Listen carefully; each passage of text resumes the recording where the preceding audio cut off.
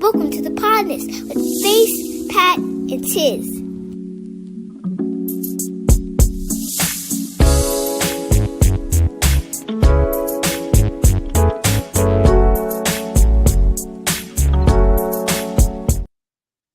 Come on. Welcome, one and all. Welcome to my little party. What's up, guys? It's a show that is represented by three brothers. Let me start the show off sentimental this week. Brother man. I'm at home, and I don't know if y'all know what that means to be at home, but it's when you with your family.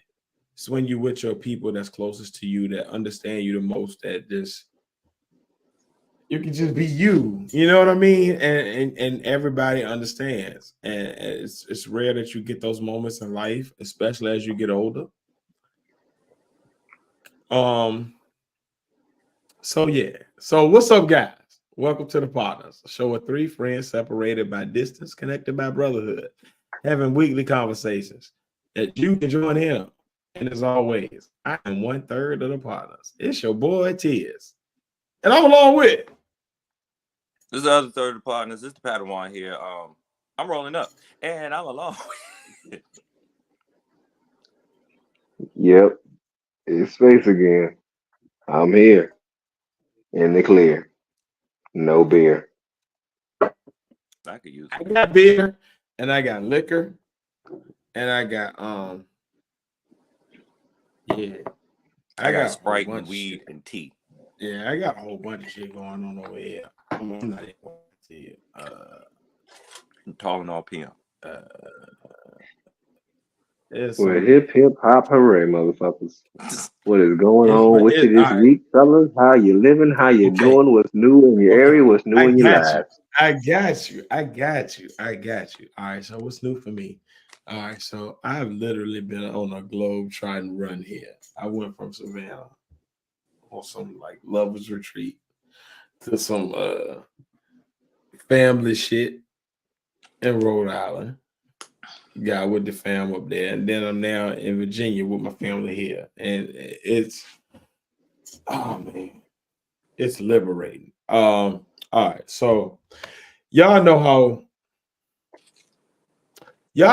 it is to be just like at peace with stuff. Like when everything kind of just line up, and that's how I feel whenever I come home. Like it's like the food, the people, the conversation, the libation, everything just comes together to makes like, okay, yeah, I'm home. And that's how I feel right now. And I'm in one of them modes. So I'm gonna be honest with you. We have topics. I'm gonna be honest with y'all. We have topics. I can't promise you that I will make it through all the topics because I will be. Look, I'm geeked up. I'm excited. I'm ready to be home. I'm very excited to be home. I'm starting to shit say ships on Bankhead. But he's not in Bankhead. Hey, I'm in the zone. I gotta see my doctor. Scotty called me. I'm in the zone. Called it tonight. I'm geeked up. Hey, you feel me? I'm on one of them tonight. Virginia is my home. It's my birthplace. It's where I resided most of my life.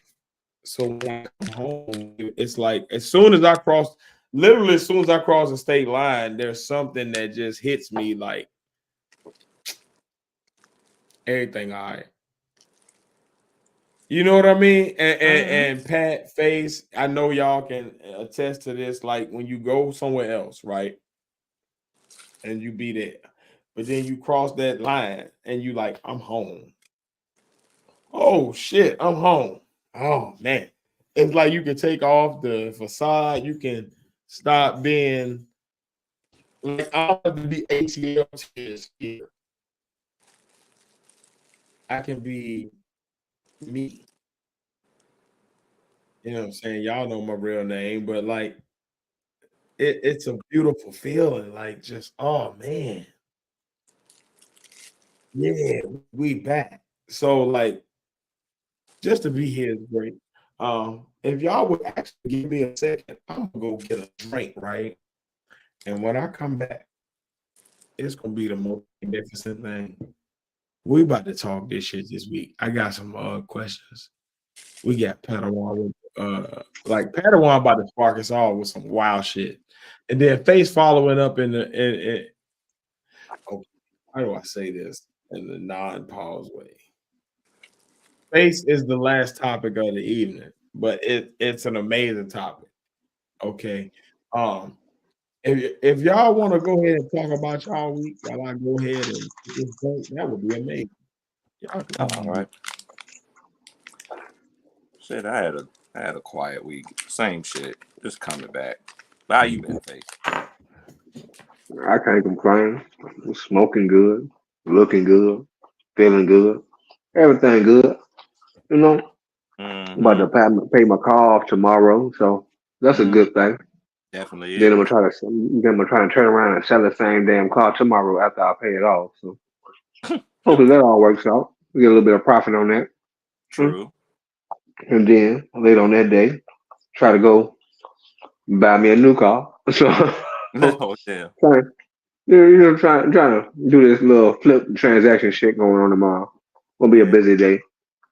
Yeah. Plus, I got to go to work in the morning, so it is Shit. what it is. Kind of There's a lot of people that do trying to that keep moving. the same Oh way. yeah. A lot of people just that's the main way people be getting cars now. Shit. Before Mm-hmm. we pay that shit off. For real, for Yep. real. Because I already got some shit lined up. Hopefully that all pans out a little well. Mm. Come here. It is what it is.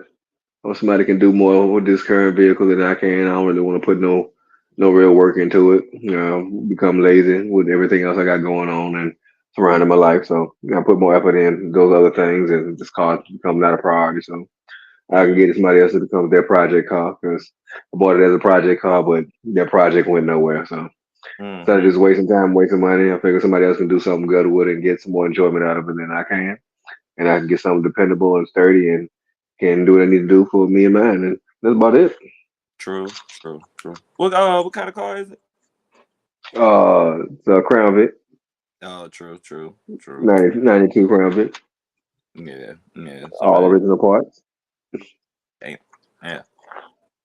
That is a pretty good shit. Where you get something with original parts and shit. Yep, all original. Yep.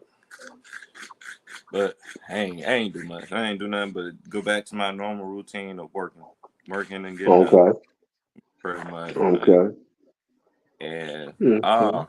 yeah, planning what my next moves is. I'm still trying to goddamn move up into place, but in Okay. general, everything's a process. Everything. You're trying to conquer the world step by step. Mm-hmm. I feel you. You got to stick to Oh your plan, stick to your guns, man. yeah, yeah. That's the thing though, having the plan. You know what I'm saying? It's just Hmm. whatever. It's like having something in the background or whatever. Like not when you just sitting there trying to figure out the plan. That's the worst. That's the worst shit for me. I swear to Oh God. yeah, oh yeah, definitely. You're trying to figure out the destination and the plan how to get to the destination. Oh yeah, that's the most work right there. And actually, the Mm-hmm. plan once you got it laid out, that's the easy part. But trying to put it together in initial Figuring out state, figuring out that's the initial nation hard part. actually is You for feel me? you. Because you gotta get the initial first step is the hardest part. You feel Mm-hmm. me? The next step after the first step is gonna come a lot easier, but trying to make that first step in the direction that you think you want to go in, that's the hardest one because you battle yourself so much on it, thinking is this the step? Should I make this step and all this other stuff? So, No, battling yourself is one of the shit. If that ain't the story of my life. oh Hell yeah, yeah. Hell yeah. Just to prepare well, you you. gotta I stay don't know. steadfast, man. You gotta stay steadfast, nigga. Be back. Hmm. Yeah, niggas, you gotta stay steadfast. All right, so I don't know what y'all was talking about, right? Oh But no, what I it's the did week. hear, no, Just the listen. week. But what I did hear is you got to stay steadfast, and that's a good late lesson for the week. Like sometimes you be wanting to shake, right? Like say you on a bridge, right, and the earthquake hit, right? The bridge is shaking. The bridge is going nuts. Pause. I ain't got my whistle, but y'all know what I mean. So the bridge is going crazy.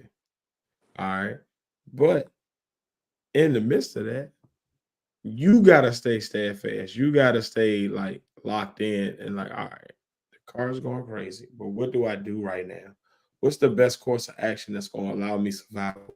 What's gonna get me out of this so that I get home today? You dig? And a lot of times we don't know what the best course is. We doing what's been taught to us as the best, right? Mm-hmm. Padawan, I'm gonna let you go into your thing, but y'all gonna see the correlation later when I get into my topic. Y'all did. Yeah. I'm gonna bring it home. I'm gonna bring it full circle. I was never there in the wilderness. And guess what?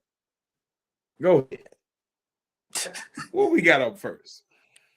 Yeah. Well, Uh-huh.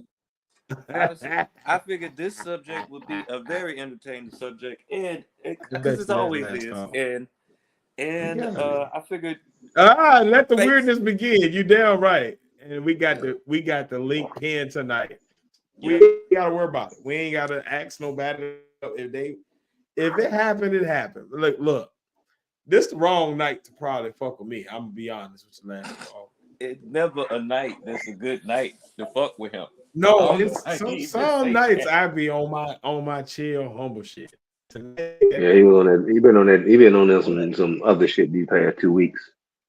yeah, man. I don't know what the Yeah, fuck you been man. on. Face no, I'm getting home, Yo, brother, some man. old extra All civil right, shit in the past 2 weeks, nigga. all right. So you look, this is what I'm gonna tell you. You know what happened?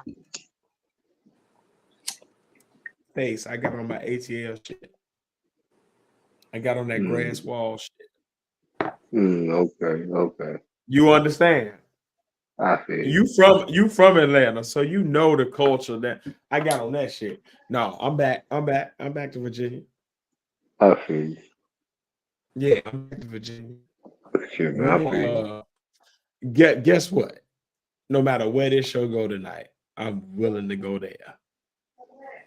And all that it entails. I'm with all the fuck shit tonight. It's a bad night. It's bad moon rising. I see It's trouble on the way. it's funny you started singing "Bad Moon Rising." It's really What's funny going that you on? brought that up. I'm using this as a segue or whatever. We'll Cause do it. my goddamn subject for the night, my topic for the night is conspiracy theories. And the first Okay. conspiracy theory up is do y'all I'm just gonna ask because it's a bunch of them, it's like 30 of them. So I'm gonna just ask Okay. Oh yes shit. or no. Do y'all believe that shit is true or false? Basically. Okay. Let's get it. Well, the first one is the moon landing fake? Nah, I don't believe so. Now they say that what the flag moving in the wind, no stars in the sky, whatever, the misaligned shadows that they show on the actual moon landing video or whatever it made it seem like No, they did that shit in a no, studio, no, but no. you don't believe it. The no. Moon landing is real. Mm-hmm. I believe that people have misinterpreted. A lot of bullshit because they don't know about actual science Yeah, and like physics I and how yeah, shit moves and I operates don't go with actually that in one. space. I feel like a lot of people have tried to um how can I say it and not sound stupid? A lot of people have tried to use Earth like physics Mm-hmm. and place them on outer space and use them in outer space terms. Like what happens out of space, you can't relate. human physics and what we do on Earth to the same thing and the same properties there, it ain't gonna work. Shit is different. You feel me? Like we doing everything on like it's different, and people don't actually equate that to in their knowledge of that of this particular conspiracy theory. I can understand why just looking on especially with the internet era now, I can definitely understand why people are like, oh, it's fake. You look at it, you can see this. But if you look at anything on camera, you can look at it with a skewed vision and a skewed view and be like, well, it looks like this. Any historical document you look at can be criticized in a skewed view, and you may want to think it's something different. But with this, sorry to tell y'all, but this shit real. Yeah, I'm a roll with face on this one. I think the moon landing is one of them things where a lot of people just don't see the facts. Mm-hmm. Or don't want to see And it. yeah, like that Earth type shit. Like I don't subscribe to that either.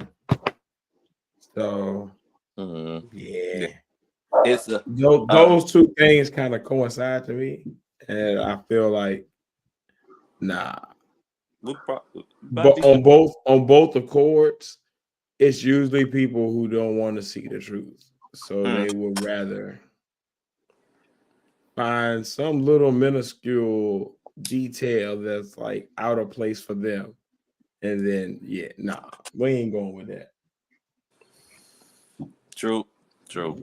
Me personally, it better be true because nigga, I like space and science and shit. And I'll be pissed off if like I found out that the goddamn moon landing wasn't real and shit. Like that It means was I all a feel part of the space race. yeah. I would be very upset just as a person that's just into space in general. Like I'll just you know what I'm saying? Like like a like Just be upset about the when the Drake falsehood. fans finally realized that he actually lost. That's how disappointed I would be. Mm.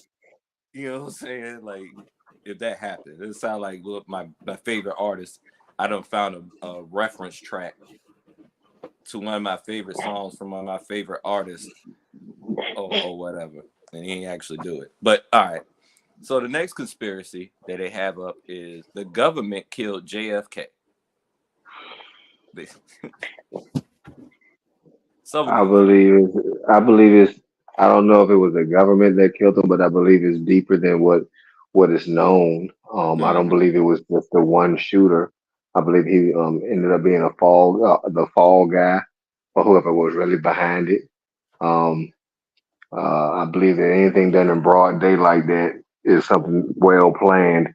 It ain't no just some random ass shit. I'm gonna just take this shot in a broad daylight, and just like fuck it, I'm gonna get caught. No, um, I don't know about the grassy knoll shit and all that other shit, but I know it was some complicated shit that somebody else besides the guy who got arrested for it had. It was some shit going down. Yeah, I feel like if it is some type of government thing, it's probably like people in the government that it won't necessarily a government act, but it might have been like a co-op, like just people that will secretly Like a organize, coup. yeah, or something. Like if it was anything that has to do with the government or whatever, it wasn't done officially by the government. It was done by people that's trying to Talking use. about like 3 or 4 people like doing some covert shit. Yeah, to benefit them some type of way. Who knows how it benefit them? But yeah, Gotta get this nigga by the way. He motherfucking taking bills and making vetoes and shit we don't want. You know what? Hmm. I'm going to say you might be right. I'm going to say both of y'all are right for once. Usually I would argue with one of you.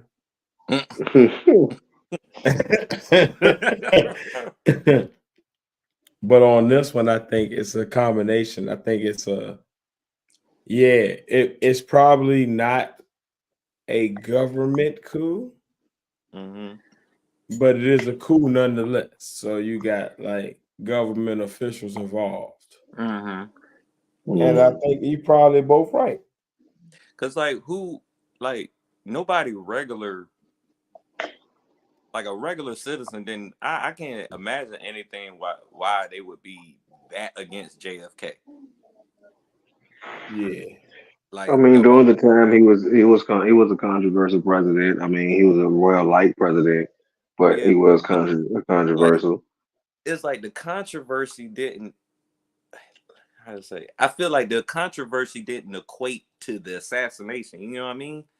Like, I don't know. You gotta remember, Well, I don't know. it's crazy You gotta fringe remember the motherfuckers out there on times. both sides. At the time, you talking about communism at its height. That's true.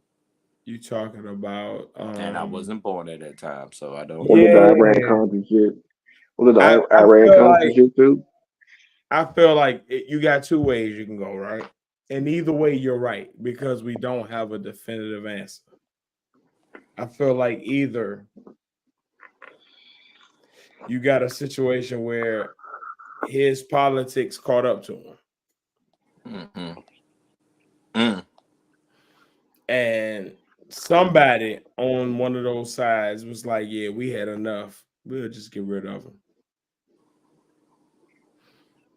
Or it was a coincidence where you had one of them French lunatics that just did some wild shit, and this is the result of it. So I think either way you go, because you don't have a definitive answer, I think you're right. Yeah. So yeah.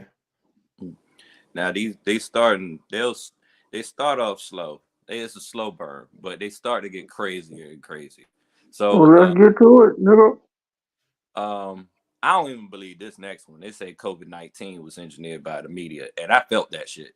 I had that shit. For real. So yeah, I definitely don't believe that one because that's possible. Not by the media, but by like friends to the media. If I would say that, I would say all the other extra shit around it, maybe. You know what I'm saying? Like, but the actual sickness itself, I felt that shit. So, but whether it was a exaggerated flu, which that didn't felt like the flu to me, or not, I still don't believe, or whatever. But they say some people think the virus was a hoax that was engineered by the media. Nigga, you had that flu monkey. I don't know. 2020 was that was a crazy fucking year to be just. Nigga, you had that shit before 2020. You had that shit in 2019. I did have it 2019 because I ain't know what it was at first. Yep, you was the original motherfucking victim. No, I wasn't because I wasn't in Wuhan, China. I remember when I went. You was. No, I was not. I ain't never been to China. You know somebody named China got that. Yeah, but that bitch probably not even Chinese.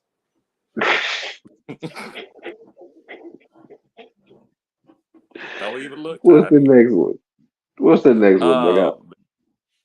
Oh, this one's kind of wild. I don't know if y'all even heard this one. The Earth has been sucked into a black hole. Pause. The European Organization for Nuclear Research, CERN, is at the heart of a lot of crazy conspiracy theories, including the belief that when CERN discovered the Higgs boson, aka the God particle, in 2012, it inadvertently created a black hole and Earth was sucked into it. And these believers think that the world ended in 2012, but we haven't realized it yet. These believers. Okay. I haven't heard the black hole part, but I have heard that Since they turned it on, like we in the alternate universe I tell you what I now. heard. I'll tell you what I heard. But I don't believe either. And all my Tears fans gonna feel me on this. I heard these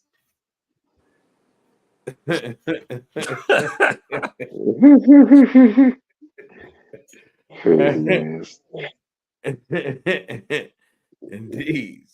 indeed. Yeah, all right. I mean, that still might fit. Pause, because you Oh, might be all a little bit right. nuts. You might be a little bit nuts to believe that we got sucked into a black hole. Pause. Pause. Damn. Pause. I mean, Damn. if you know I mean if you know anything about black holes, you know that we wouldn't be where we are now. Like, fuck. Okay, I'm Maybe gonna they take should have said, pause again. They really need to rename these terms for space. yeah, man. These are really bad Mm, terms.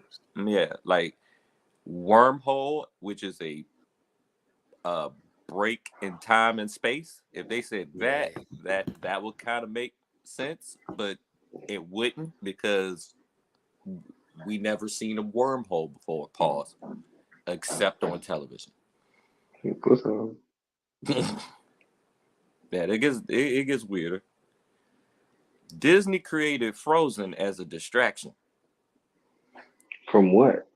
Please, people have long discussed the conspiracy that Walt Disney used cryogenic technology to freeze himself when he died, even though the Disney family refutes the claims. However, a new theory is that Walt Disney Company created Frozen as a way to hack Google's search algorithm and distract consumers from information about the late Walt Disney's possible frozen procedure. That shit sounds crazy as fuck. I reject Yeah, that one. yeah. I don't get down with that bullshit. That That is. you got too much going on. Mm-hmm. I don't. Yeah, I don't buy into that bullshit. That sounds stupid.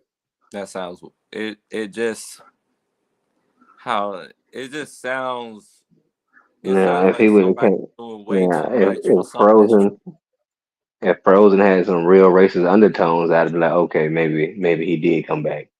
I don't, but no. Mm-mm. Mm-mm. The Denver International Airport is the Illuminati's headquarters. I don't even think I've heard of this one. The Illuminati leads to a conspiracy rabbit hole. What, man? Come on, that we're not going to dwell too far into, except when it comes to the Denver International Airport. Believers are convinced it's a secret group's headquarters, and the airports embrace the rumors by poking fun at it, and hasn't stopped people from believing secret tunnels and lizard layers and reptilian people live there. That's the first I ever heard. Yeah. No, I haven't heard the Illuminati headquarters part, but have heard creepy shit or funny shit about the Denver airport and shit Denver going is underneath it. creepy. And that motherfucking blue horse with them red eyes means some shit, and the different Mm-hmm. paintings on the Yeah, wall I've heard that signify Denver some different Airport is shit, just creepy. and all the different paintings mean some different shit because if you look at them, they all got some crazy shit going on them. But I've never been there myself, so I can't say yay or nay. So I'm just gonna say no. I don't believe that one. Just on being a skeptic, never being able to see it firsthand. That's that's actually the first. But with what y'all said, I could see how somebody can just start looking at that shit and be at go to the Denver airport one time and be like, there's something creepy about this place.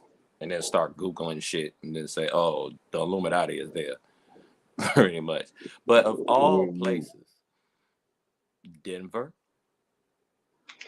I don't know. So I I don't don't know know. much about Maybe Denver. it's a hide in plain sight type shit. I don't know. Number That's what 7, the it earth had. is hollow.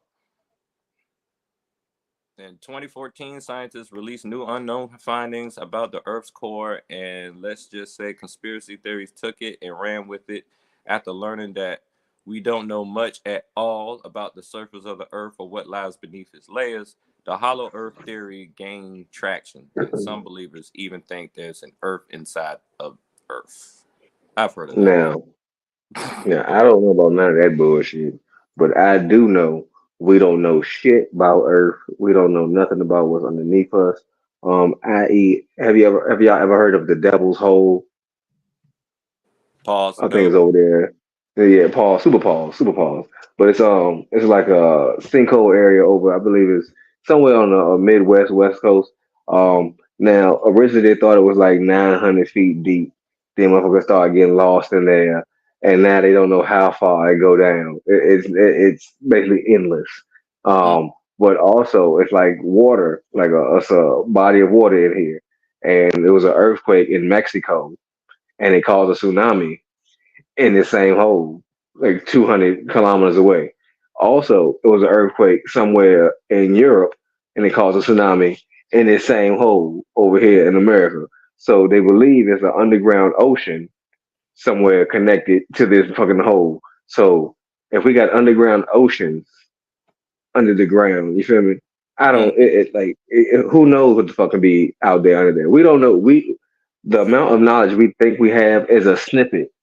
It's the pencil edge on the sharpened pencil compared to yeah, we need what's out there to be learned about Earth. Like we've amassed a lot of knowledge, but what we have ain't really shit. it really ain't. It really ain't. Yeah, you hit it right on the head. Yeah. Pause. Um. Yeah, I think I agree with Face on this one. It's so much we don't know, right? So when it comes to anything involving, anything involving like natural disasters, um,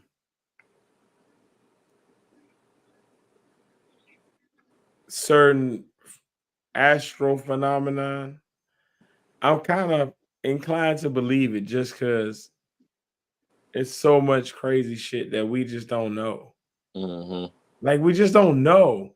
So like the world can be doing some wild shit and we be thinking it's the government, so we don't take it serious. But then it's really happening because it's the world. Like we're not in charge of what happens on the earth. Mm-mm. So it's kind of like, yeah, you might be right. I'll roll with it. Like I don't have a strong enough evidence on anything earth related to say, oh yeah, no, you wildin'. But that's the craziest shit. Like with this devil hole shit, I like pause once again with the name of the motherfucker. I didn't name it. That's just the name of this motherfucker place. But Scientists This is pervs. crazy. That's crazy work. Scientists and they all excuse me, pervs. They love holding like holes. like a earthquake almost anywhere in the world causes a tsunami here in America in this hole. Like what? Yeah, it's crazy. And if it is an underground ocean, how big is this motherfucker? Mm-hmm. Does it encompass the entirety of the planet? No, I wouldn't think that. I wouldn't think that. Or whatever. But shit, what do I know? I do know that the part that we actually live on is like how I say, just like you said, it's just the tail end of a pencil of a pen compared to the rest of the earth. If we don't know shit, mm-mm-mm. Humans, I'm fucking humans. Last call got this question for us. Yep, they've been here. This is a this is a vacation spot. Not really. Yep, they've assimilated with us and with our culture and with human beings. And we got Homo sapiens sapiens, but there's something new out there, but we just haven't been able to recognize them yet because they so ingrained into our societies. Hmm. What is it? Well, this next conspiracy theory, we all don't believe. The world is flat, so we can just go ahead and skip that one for real. Yeah, nobody believe that shit. All right, hey, everybody changed their mind in between the last time that we talked about how crazy that sounds. Hell no. I thought not. So number 9 is wild. Prince Charles is a vampire. I don't know. I don't fuck with them over there, so I have no idea. Nigga might be. Who knows? Yeah, I don't know. I guess he might be. The nigga doing bad for himself if he is.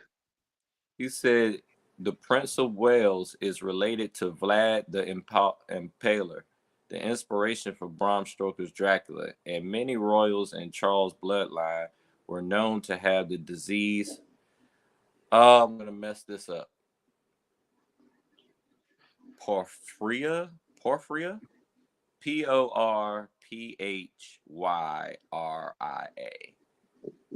which is an iron. Did I say defense? An iron deficient. I can't speak. Deficiency. Yeah, deficiency. Yeah, an iron deficiency causes people to be sensitive to sunlight. All this. What the hell is wrong with your tongue, nigga? It's the entities and sensitive. What? All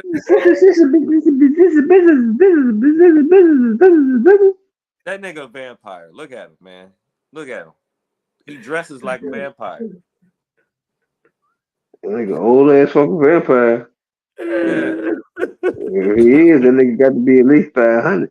He had his tail end. That's why he can't get no younger or some shit.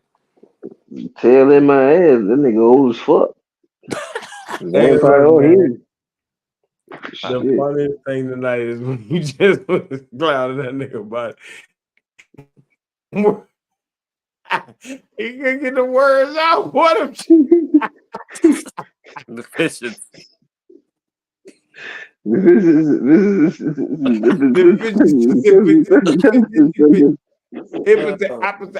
Opposite A. I don't have a big mouth, just a lot to say. Not to say.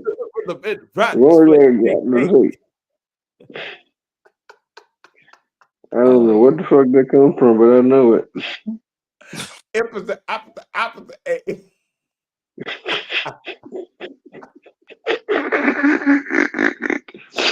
What's the next one, Pat? Oh, Bigfoot is real. That nigga said, that nigga is real, man. With nothing. That nigga is real. I believe in Sasquatch. I just haven't personally seen him. But with us finding new animals and new animal species at the hundreds every year, who is to say this motherfucker don't exist? Motherfucker just lives in the deep parts of wherever he lives. Motherfuckers on every continent. Shit. Humans on every continent. Why them motherfuckers couldn't cross the Bering Strait the same time humans did? Shit. Oh, niggas is just smart and avoided the humans. I mean, hey, shit, niggas is loud. Niggas smell a certain way.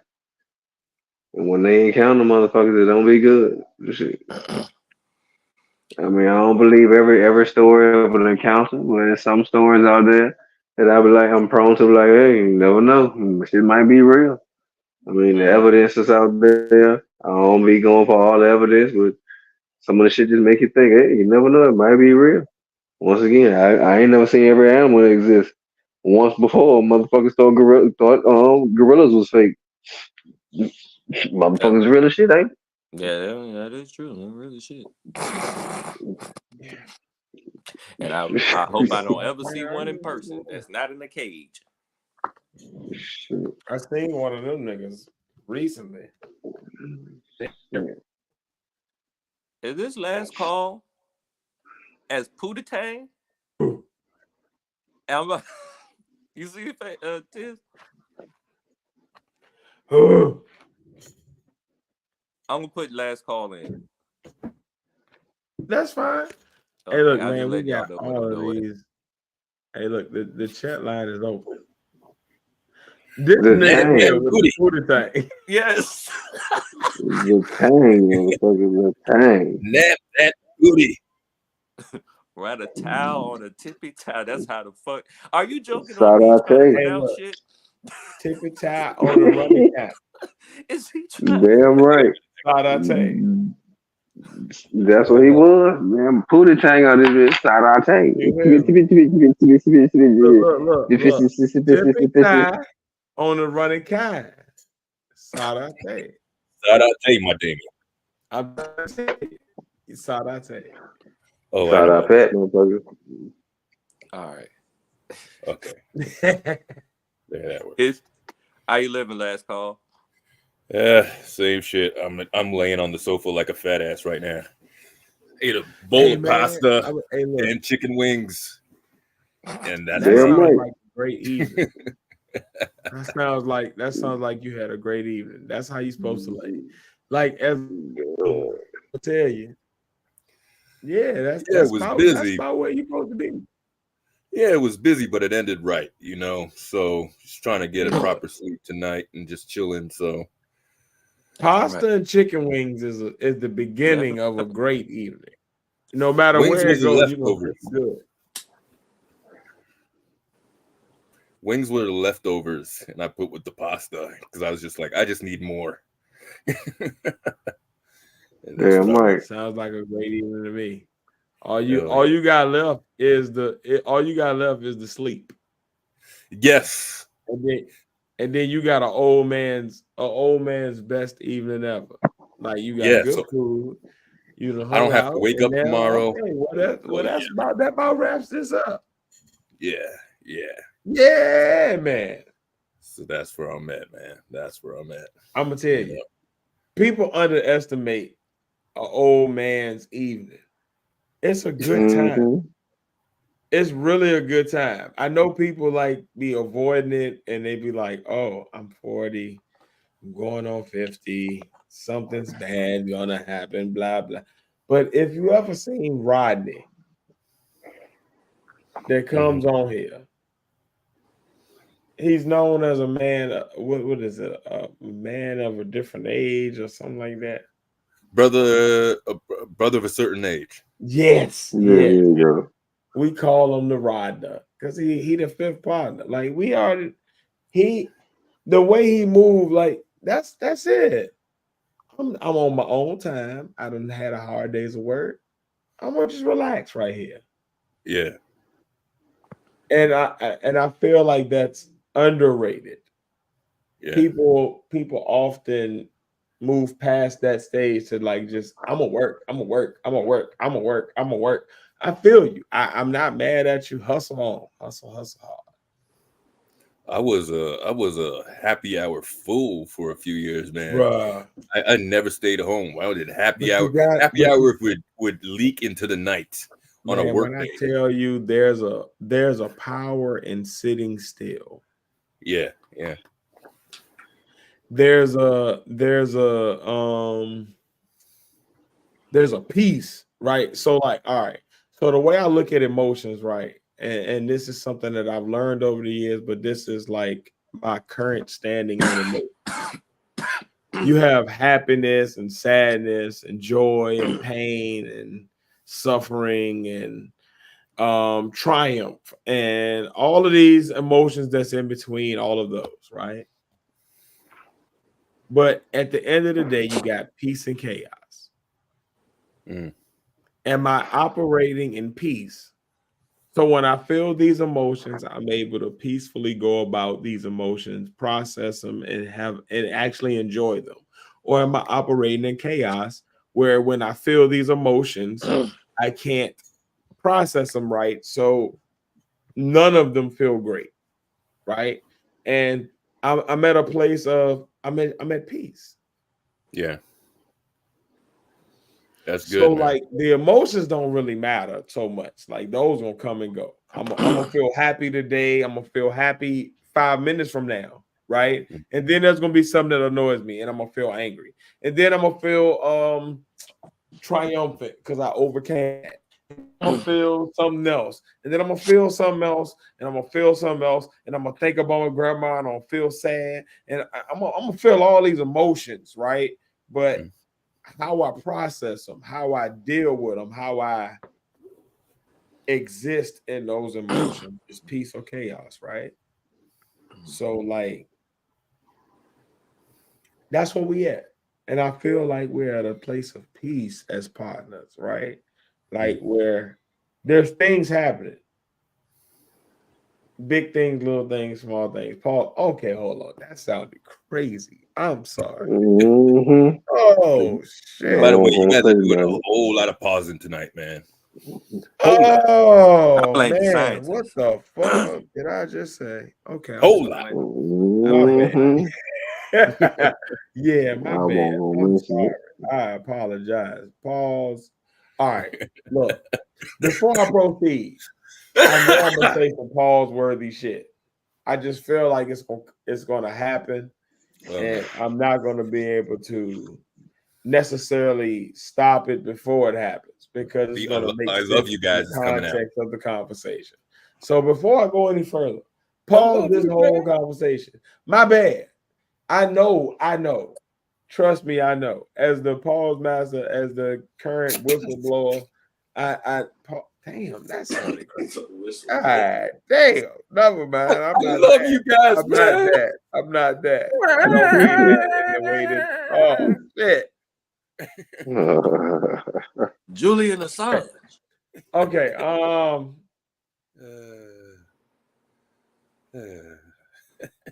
What's Y'all that did. next step? Y'all thought. Shit. I still love Shit. you. Yeah, the one you. Oh, okay. It's my turn. I got it. I got this. I'm I gonna mean, I segue got this. more, but we I'm gonna we segue. drifted. Watch me segue it. Watch me segue it. I got it. What is going Watch on it. right now? Hold on, Pat. Hold on, Pat. Give me 1 second. Okay.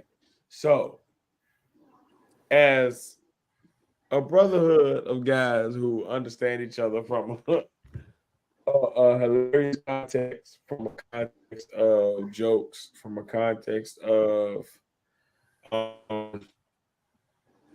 lifestyle, from a context of just understanding the daily struggle of being a black man in America, right? I saw a cool little poem online, and it was what made me spark my topic for this evening. And I just want to get other people's perspective. I feel like we have an interesting cross section that makes it to our podcast, where you have women, you have men, you have men that are dads, you have men that are not dads, you have men that are black men, you have men that identify as older men, you have men that are in the cross section of all of it, and then you have thugs. You have a very interesting section of like brothers. You feel me? That all come together at one. God damn. Crazy, yo. Shit. What is going on right now? Did you write a speech?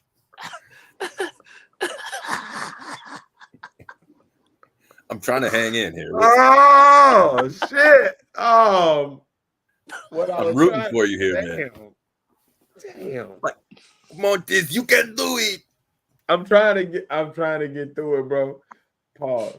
I'm trying to articulate my point. Okay. Shit. What I'm trying to say is there's a intersectionality of brothers that listen to our podcast that allow us to have conversations that often transcend a certain sector of brotherhood and kind of just go into every place of manhood, right? Because every brother at some point thinks about being a dad. Like, and I mean that from the sincerest sense of being a brother, right? And I'm talking about my bros that are straight like me, that we yeah. The apple pie, you feel me? And then you got other brothers that are into the dookie shoot. You know, God bless them. And then you get the brothers that's into whatever the other alphabet in those thing. Y'all know them people that I don't know what to call them because I don't register, but you know what I mean, right? I'm trying to hang with Do you, you bro. understand what I'm talking about? Like the I'm trying, man. I am I'm trying trying. to do this in the most like I'm trying to like be respectful and not pause and You're not. like on the highway, but you're going off on the little rivet parts to God stay on damn, the man. highway. You know the. All right. So the We alphabet ain't talking boys, about them, like bro. we salute to you. God bless you. Right on. Woo woo woo woo woo. All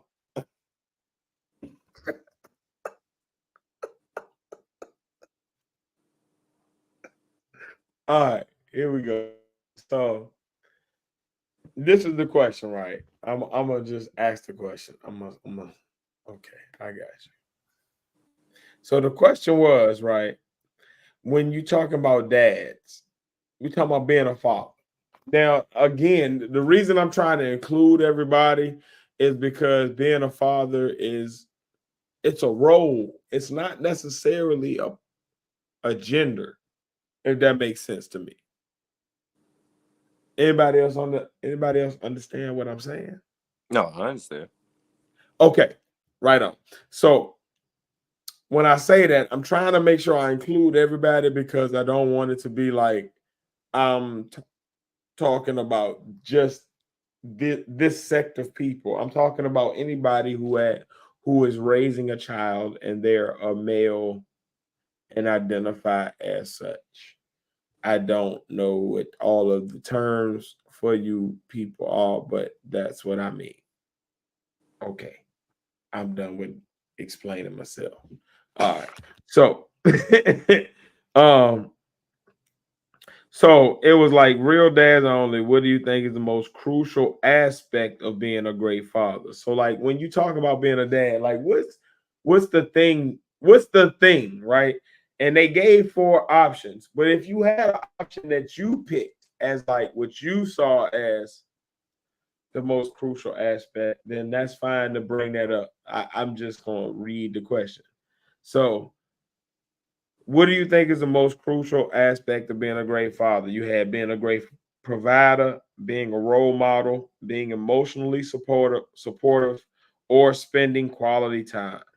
And the majority of people picked being a role model. Now, personally, that's what I identify with, right? Um, as a dad, I feel like there's a lot of ways you can go. And I don't necessarily know that one is the right or the wrong way. I think it depends on what child you have and how your dynamic with the child is, like, and what you're most comfortable with. So like I feel like the best dads are always the one that are most authentic. So if you're a softer dad and that's your thing and you're more calm and you're more laid back and great, that's probably going to work best for your child because that's what you have accustomed yourself to understanding is best for your child. For me, I'm more of a firm father, but I'm also a helicopter dad, right? So and I recognize these things about me as being a father. So that's my dynamic. And then you have other people who are whatever. I think the best part about being a dad, though, out of all of those roles, is showing them just being a dad, like showing them that you're gonna show up and be there for whatever. However, it is that you show up as a dad to make sure that they know that they loved and they cared for and they're protected, then great, right? Like I don't have a blueprint of like this father look like this. It's more like if you happen to be a father able to be there for your child and you set an example, just remember whatever they grow into is probably, especially if you have a boy. Now, as a girl dad, Face would have to speak more to that dynamic because I don't have a girl. So I don't even know what that looks like. That's a whole nother thing. You know what I mean? But as just a general father or a father of a boy, the main thing is you're gonna act like me. You're gonna get your cues from me.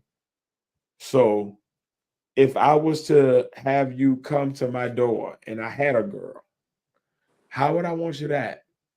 What would be the actions and the behaviors that I would want you to display? What would be the values that I want you to embody as a little boy? And then I gotta make that happen. You feel me? My bad, y'all. I was rambling, but y'all feel. You all right, nigga? You crying? What the fuck? Nah, man, I'm smoking. Just making sure. Crying and smoking at the same time. Getting sentimental, man. Something's going on. That nigga. You on that booger sugar, nigga? You party? Oh shit! No, You party at the party playing with your nose now? I got to become be shit. Certified lover boy. Certified. Never. Wop. I gotta fuck you up. You feel me? Yeah. I yield the floor. I feel like my general thesis or what I'm posing out there to the group is the role model is the most important just because they're going to be most likely what either your daughter's going to gravitate towards or your son is going to become. Not 100%, but like a lot of the times that's what ends up happening. Like your boy follows the dude. So like, oh, dad was doing these things, so I'm probably going to be more comfortable in these arenas. However they set that up. And then the girl is going to be probably more comfortable like accepting gifts from and being around and acclimating to people who are more like her father. So if her father's a drug dealer, she's gonna be more likely to be cool with a drug dealer. She might not be all the way there, but she's gonna be very comfortable in the world of people who do wrong. If that makes sense.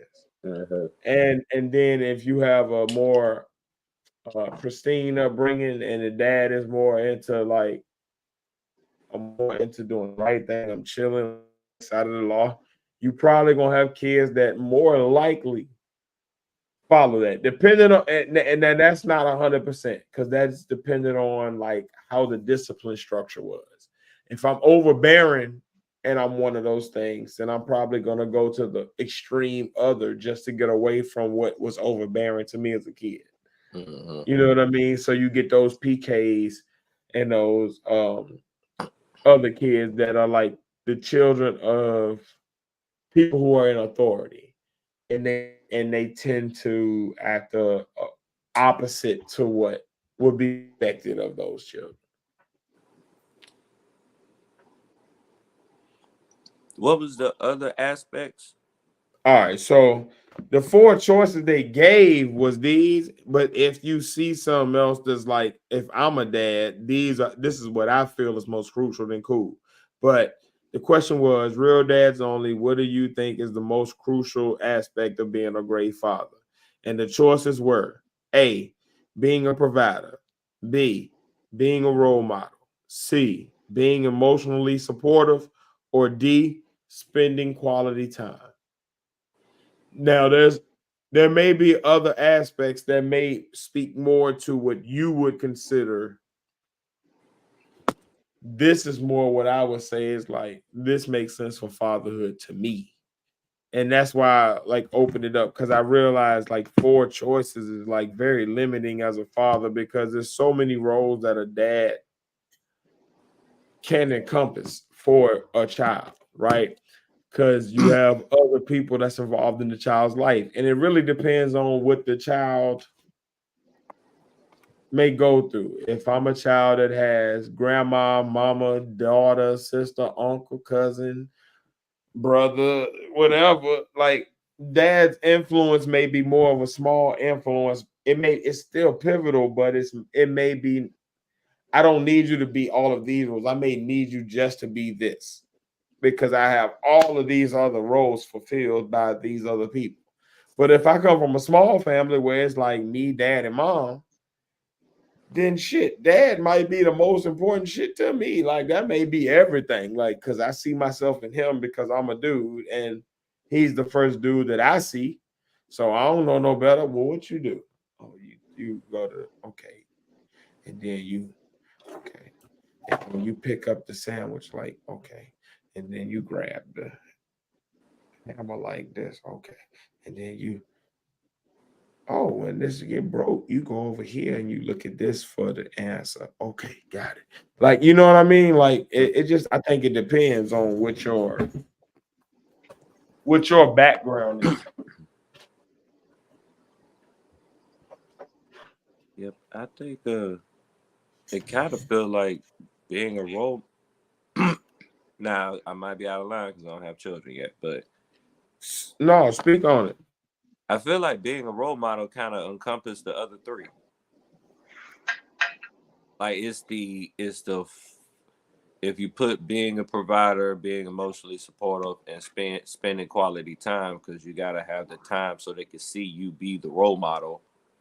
You know what I mean? Yeah, hell yeah. It kind of, Yeah. I feel like all of that. Like I feel like in sometimes, even when you were talking about the different roles that a dad might have, all of those roles might be under one of these aspects, but all in all, but if you put all the aspects together, you got being the role model. You know what? That's where I was going with it, Pat. I'm glad you called that out. That's exactly what I'm on the same page as you. Damn right. Because everything, Like, every yeah, go type ahead. of example that you said, it just seems like this is. And I feel like everybody, because I think you sent a screenshot of the choices, and I feel like if it's 59% of the people that said being a role model is it's probably because they're thinking the same way we're thinking. Yeah, but you know what though? I think it also comes to like it's just instinctual. Like when we think about what's a dad, right? All right, so like you have roles. People don't often like to deal with these roles, right? But even if you have same sex, one of them alphabet marriages, right? Where you have two dudes or something, right? One of the dudes is gonna naturally fulfill the maternal role. One of the dudes is gonna naturally fulfill the paternal role. And that's just like how people kind of order themselves to accommodate what the needs of children are, right?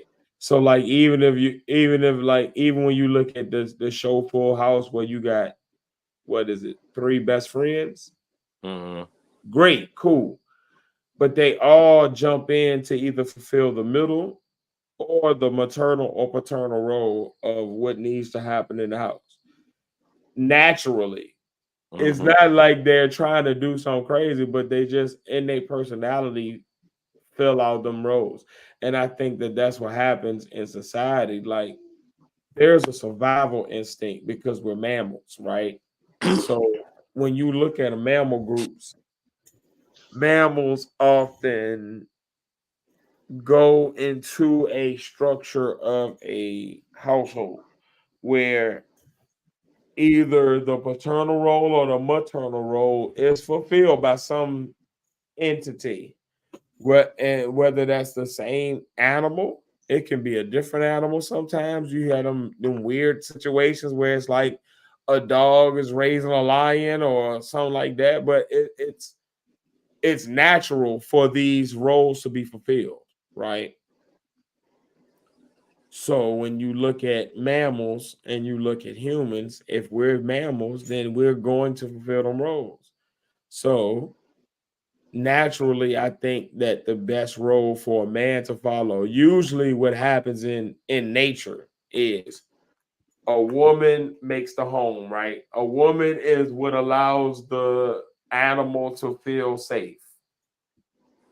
Right? The female of the species, the female lion makes the babies feel comfortable. And then the boy lions get their cue from the male lion. The female lions that are babies get their cue as to what to accept from males from the male lion. So whatever the male lion wants to instill in his pride is passed on through what it does, more than what it says, more than what it pays, more than what it weighs, more than how many times it fights. So I think them other things, the quality time, to be emotionally supported, to being a provider, come from, if I want to set a good example, then I'm gonna try to fulfill those roles because I want you to be that when you're in my position as the male lion, as the male human, as the young boss that I'm raising. As the little girl that I'm raising, I want you to accept those things from a male. I want you to pick a male that is trying to conquer and be ahead of something or lead you, not a male that is a bitch. Right? No, I'm not trying to say, but I'm talking about in the animalistic sense of the word bitch, right? Like the female of a species. I don't want a male that's acting like that to be with my woman because that weakens my bloodline. That weakens my legacy as a male. That means that the young man that my woman gets with, if he acts like that, the male that he raises is going to be weaker. Going to get eaten by the world. Right? Right. So I think that that's where we come to when we think about parenthood. Like, I think that's why you see 59% of the group being a role model as their what they chose. It's like it's more than what you say, it's more than what you give, it's more than I gave you a shoulder to cry on that time. It's me teaching you how to be a man and how to cry. When is the appropriate moment to cry? How long do you cry as a man? Because I think that's important, because I think that men oftentimes teach their boys that they can't cry. But no, you can.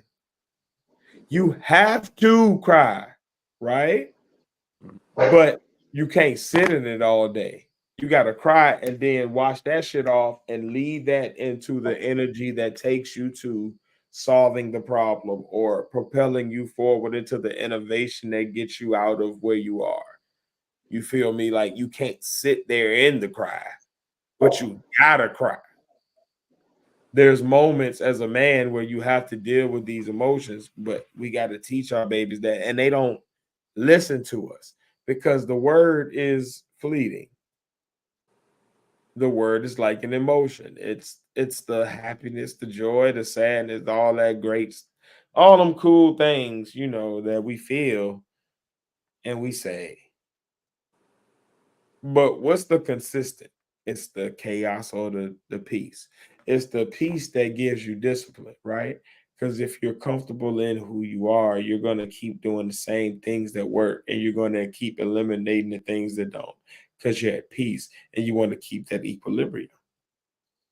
If you're in chaos, then you're going to accept those things that throw you out of whack. You're going to be more adjacent to those situations that are not happy for you.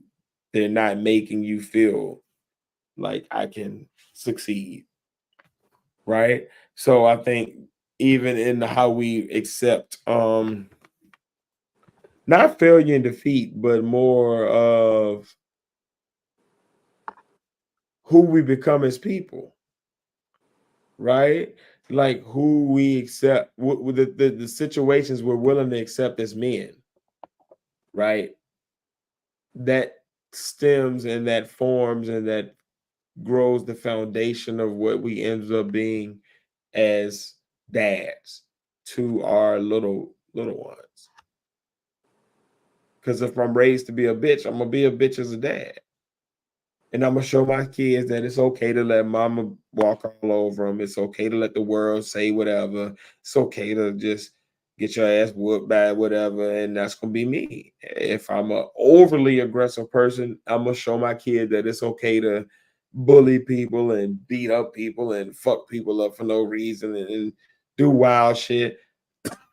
And if I'm just a normal person and I'm an assertive dad, excuse me, I apologize. And I want my kids to understand how to be a man in this world without being a bully. How to be assertive, not aggressive. How to stand for something, but also not step on people. Right? Excuse me. Goddamn. See, got you now. I'm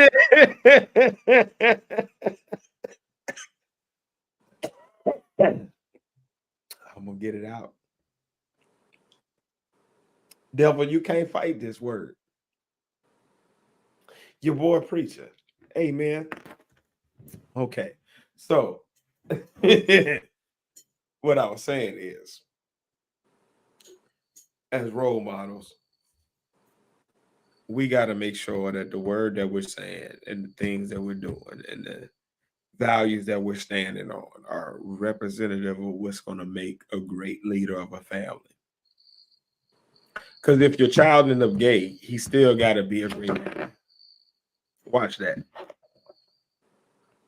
Amen. Don't be afraid to speak, church. Don't be afraid to speak, church. Amen. If your child ends up gay, he still got to be a great man. That is true. No. If your child ends up straight, you still got to be a great man. Say you got a girl. If she ends up gay, she got to be a great woman. She still got to understand what it is to be that, so that when she's even a lesbian, she can understand what it's like to accept it or be it. Because those energies are all coming from the same values. They're coming from the same principles. They're coming from the same reciprocal energies, right? So, like, if I'm a man, right, I gotta be leading.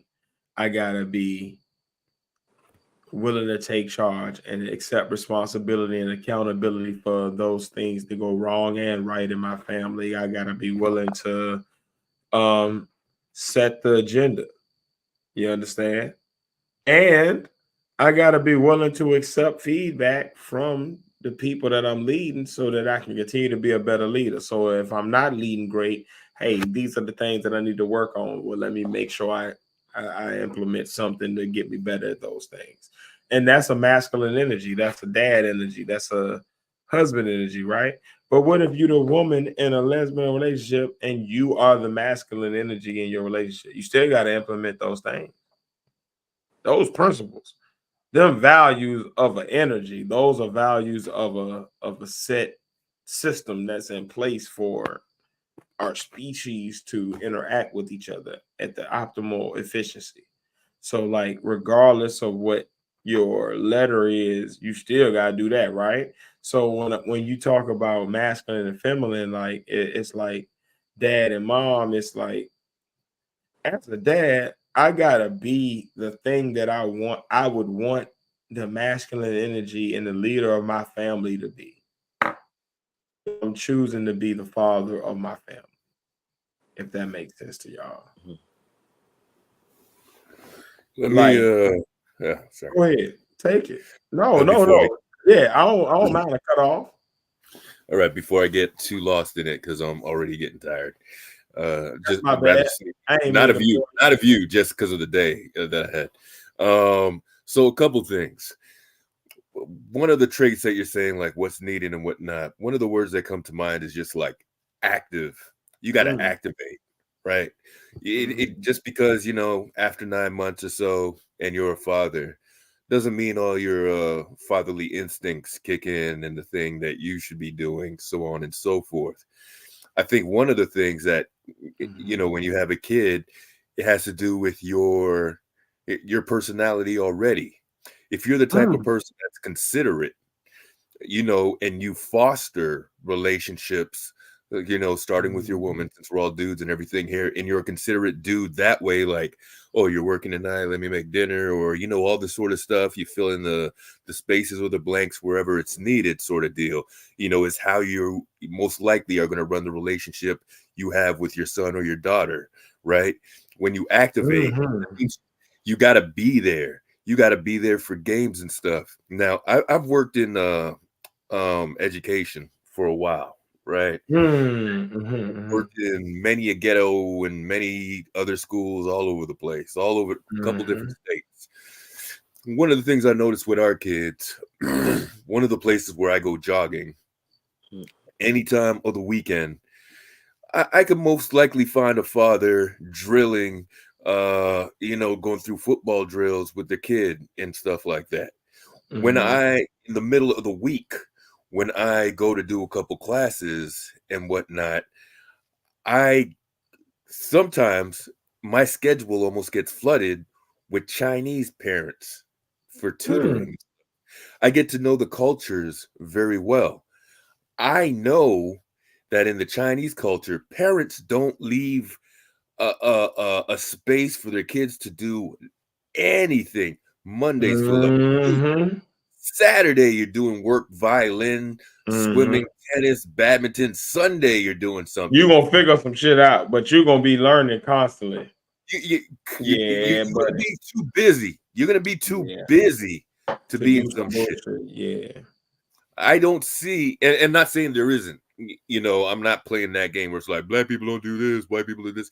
I'm not saying that. I'm just saying the cultures are very different. Very different. Sometimes when I'm running around the track and whatnot, and I hear how some of these fathers are, I'm like, what if he put that effort into like math? You know, what if he put that into science? Where would that go? But then part of me is like, he's going with what he knows. He may have been an athlete or a coach, you know, back in his day, and he's passing that on to his son. And it's not to say that it's wrong. It's just two different ways. One of the things I used to do in university, I used to work in a university too. I saw white parents know where they're sending their kid. Like it's more the parents' choice where the kid's going to college. Versus I've seen a lot of black kids just figure it out a year or two, start really thinking about it, that gets planted. Junior year, where are you going? And still not figured out, like, huh? What? You know, when I'm in there, I'm like, yo, you should be down to a hot 5 right now. Next year, you should be down to a 3. Who you're gonna? These are the paths. You should have started thinking about your major in middle school. And the reality where's is, your passions? What are you loving? Exactly. And the reality of that is like, these scholarships are crazy. Most white kids are like paid to go to school through how many scholarships they can stack. Where black people are trying to fill out financial aid and stuff like from the get like that, man. So anyway, getting back to what I'm saying, you got to activate. If you're having a kid, you got to think that far in advance. You can't just do the rigmarole, wake up, send them to a public school and whatnot. And people are doing research while the kid is in the womb, where the kid's going to be going to school and all that kind of stuff. You know what I'm saying? You got to activate like that. You got to show up. You got to show a genuine interest in your kid. Treat them like a real person, like an individual. Get their likes and all that sort of stuff. You know, and I'm thinking about when you're talking to, what percentage makes the effort to activate? Because I would even go on thinking it's probably 50-50. The amount of people that I see having kids don't have that in their brain to be like, okay, I'm a parent, I'm responsible for somebody else's life, I got to guide them to a good life. What do I do? Like everything that you said, you want your son to be just a good person. You don't push over. You want him to be a leader. You don't want anybody taking advantage of him. Not aggressive and just out here understanding like how you treat people is probably gonna be how you treat it. So if you be Right. good to people, most of the time you don't have to do anything crazy. But if you Right. do have to do something crazy, be prepared to stand up for yourself. Right. And that's it. And But mostly just treat people with love, man. Like I'm real, like in my everyday life, right? Like I'm an asshole. Don't get me wrong. I would never like stand up here and try to act like I'm some sadistic great. Oh, I treat everybody yeah. amazing. All, but No, I hear you. I hear you. my general way of being is, if I see somebody in need, I'm probably gonna lean toward helping. That's just who I am. Yeah. I would. It's even moments where it's like my assholishness is like, why the fuck are you doing this? Yeah. But Yeah. but I'll still probably do it just Yeah. because it's the right thing to do. And I think that like if you teach people and you really like grow your kids up in the way of just, you ain't always gonna think the right thing. Like Yeah. my boy last call was throwing coffee out the window last week, right? But That is right. but that ain't who he is. That's an action that he chose in that moment based off of however many circumstances came before it. But you can still be a good person if in general you Yeah. lean toward that right intent. Yeah. Now the action after because I might have led with the right intent in the first place of I honked and was like, hey, excuse me, can I get over, please? Okay. Now you're gonna cut me off. Now you almost hit the front of my car. Yeah. Now you done honked and flicked me off. Oh, well, all right. Well, damn it. Now you deserve the coffee because I led with good intent. I was there. Yeah. I was at the precipice of greatness, and then you fucked it up. Well, all right, we here. You know what I mean? Yeah. So like, I'm comfortable with kids being there, but I think that like teaching our kids that just general. I think it's been a lost art of showing how to interact with other humans without always going a 0 to 100 on any emotion. Yeah. And I think there's been an extreme of all things that have been shown to kids by parents lately of like, I'm either going to go to the extreme of being hyper aggressive, it's bully ball, everybody's getting punched, and we're going to jail tonight, or it's I'm extremely passive. I'm just getting punched in the face, and I'm just gonna take it and do. Or it's a hyper place of, you know what? I'm gonna completely stay away from everybody, and I'm never gonna go outside. I'm just gonna do this. Like, no, people are like kind of mixtures of all of those things. They might lean Yeah. toward one of those areas, but for the most part, we kind of do it all. So, like, we want well-rounded humans, and we don't have that anymore. We have very extreme humans who troll Yeah. to the extreme, or they Yes. passive to the extreme, or they are exclusionary to the extreme. But we kind of got to raise humans that can do it all, and we grew up with that because we had human interaction. I met last call in real life. We had an interaction. I sized them up. I knew there's a point of no return where if I do something too crazy, he might fuck me up or put me in a position where now I gotta fuck him up. Mm. Neither one of those places do I want to go. So let me figure out how to communicate with him in a healthy way that allows us to both chill, and he ain't gotta hurt me and I ain't gotta hurt him. And everybody go home every night happy and we get to be cool. And because we grew up like that, there was a level of like all of these nuances that are missing from the extreme of today. And we don't show them that no more because the parents of today are like, I gotta go viral. So I gotta do this crazy thing. And they kids grow up seeing that and they don't realize the kids are watching them do that. Yeah. Let me throw a question at you. I gotta try to remember this conversation that I had. I don't want it to sound like super racist or anything like that because it's not really. I was actually We I passed used the 5-minute mark talk, and we're not even monetized. So who gives a fuck what we say? it's not like that. I just want to make sure I word it so it's more objective. But I was living in California for a little bit and talked to a bunch of people. One guy was trying to reform his life. What's that gang out there? MS-13 or something like that. Oh It was wow, like he had it like tattooed on his head, all that sort of stuff. A dude that I would not mess with, but talking to him, he's like on the path to like redemption sort of guy.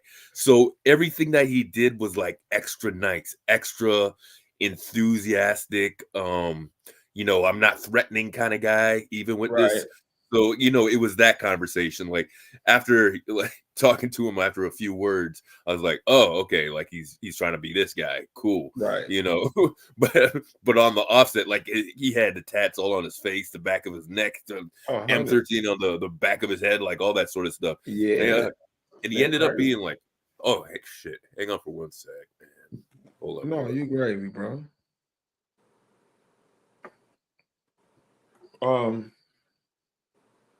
Yeah.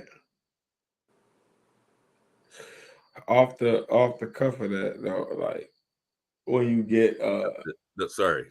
no, go ahead. Finish your statement there.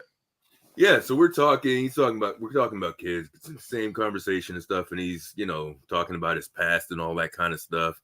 And talking about his kids in school, as opposed to having some of the white kids in there as well.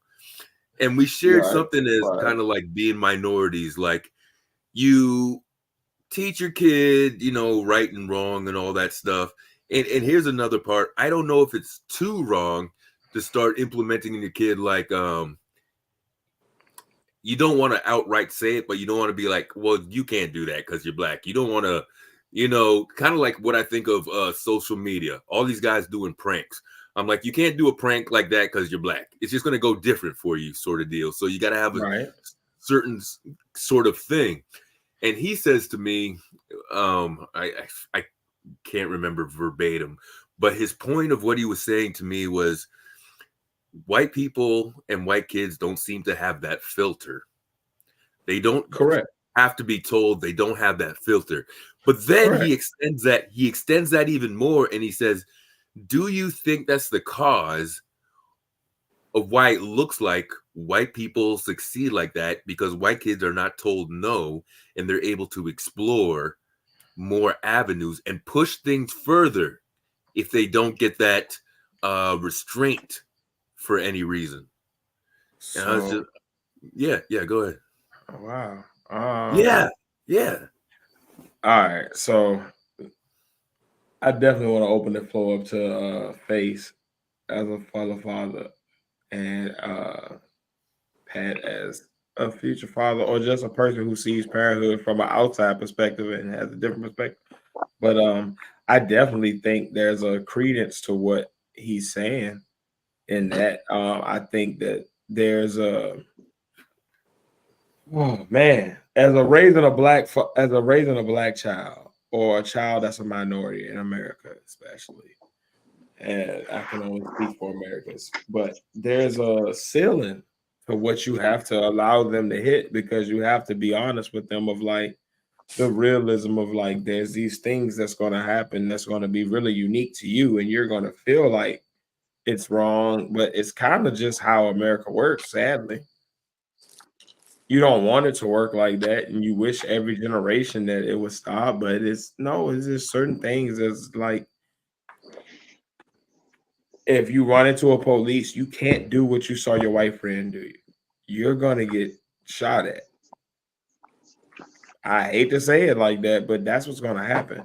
And I have to teach my son that like there's a level of like what you and your black friends can do, and when you hang with your white friends, hey, let them do what they do, but you be you.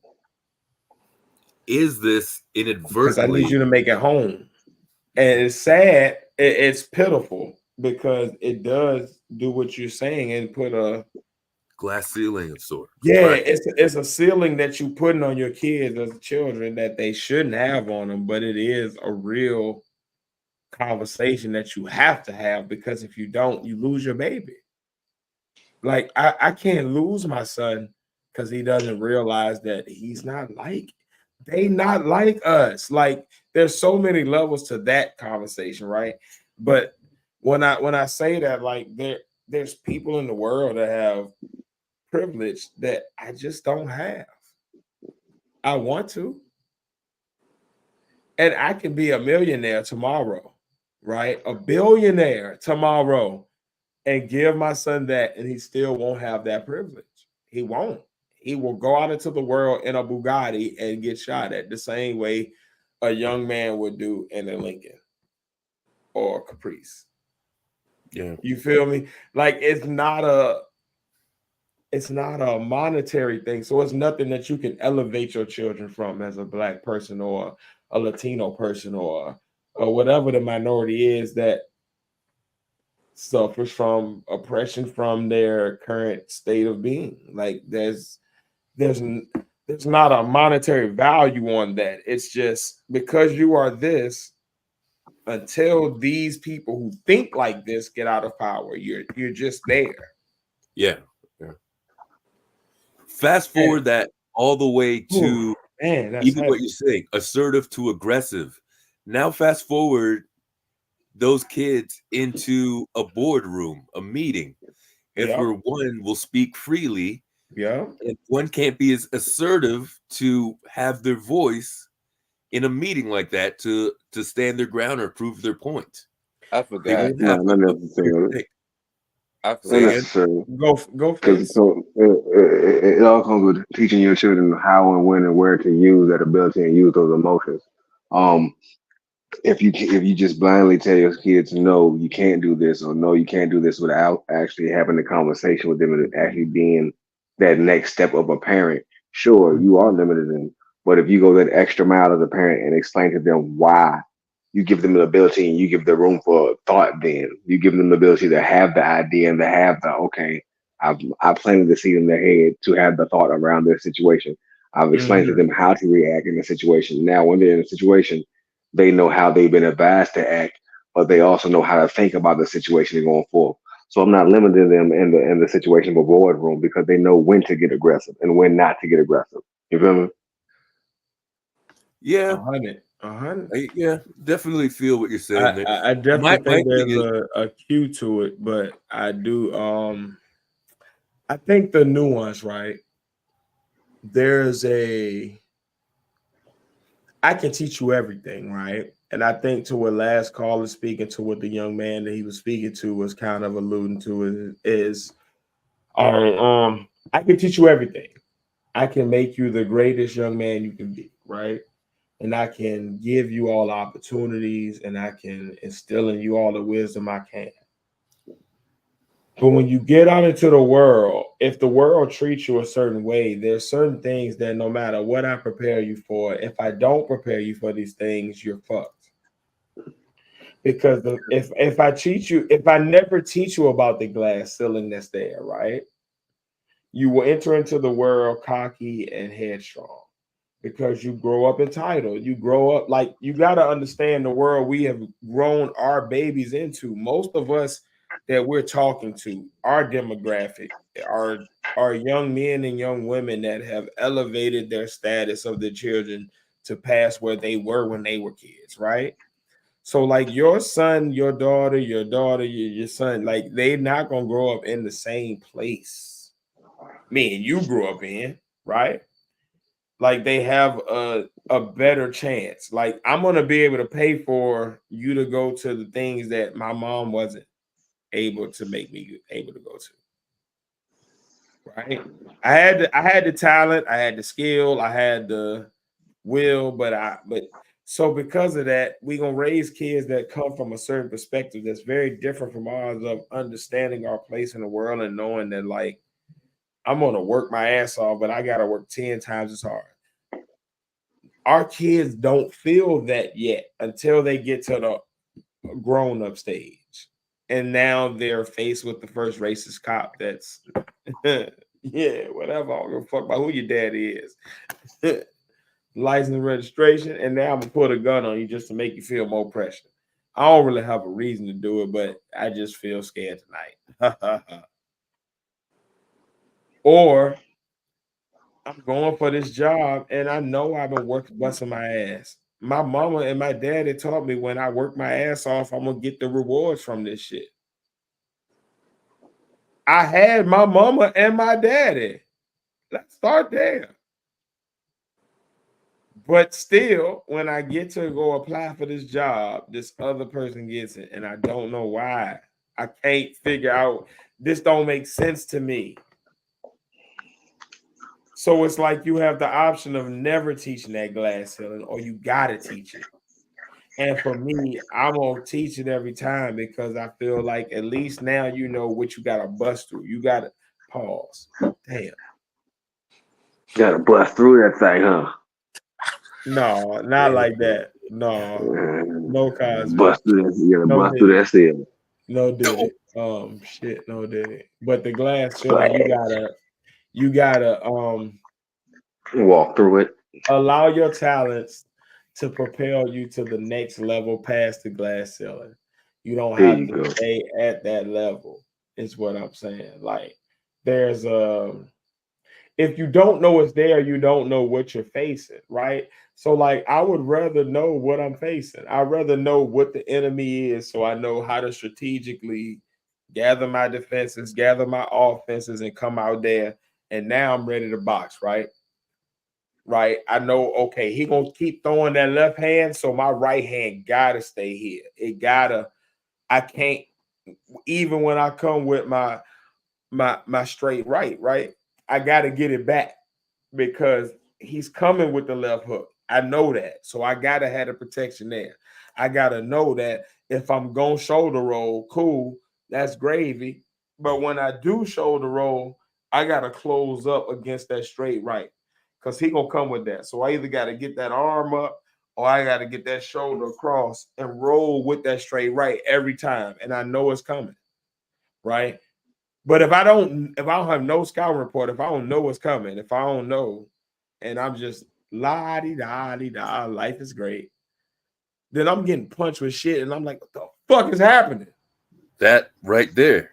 It's Right there. It's the third round. I'm down 30 to 27, and I don't know why. I'm like, he's outpointing me, like he is punching the fuck out of me out of nowhere. Where is this coming from? That is today's racism for the kids. That is that. Because it doesn't look like it did in our decades and the decades previous to that, before that, with this internet and all that kind of stuff. They don't know they're in the fog when they're already so deep inside of it. They don't know. So for We've them, already gotten there. We've gotten our ass kicked, and now we're looking at mama and daddy like, hold up.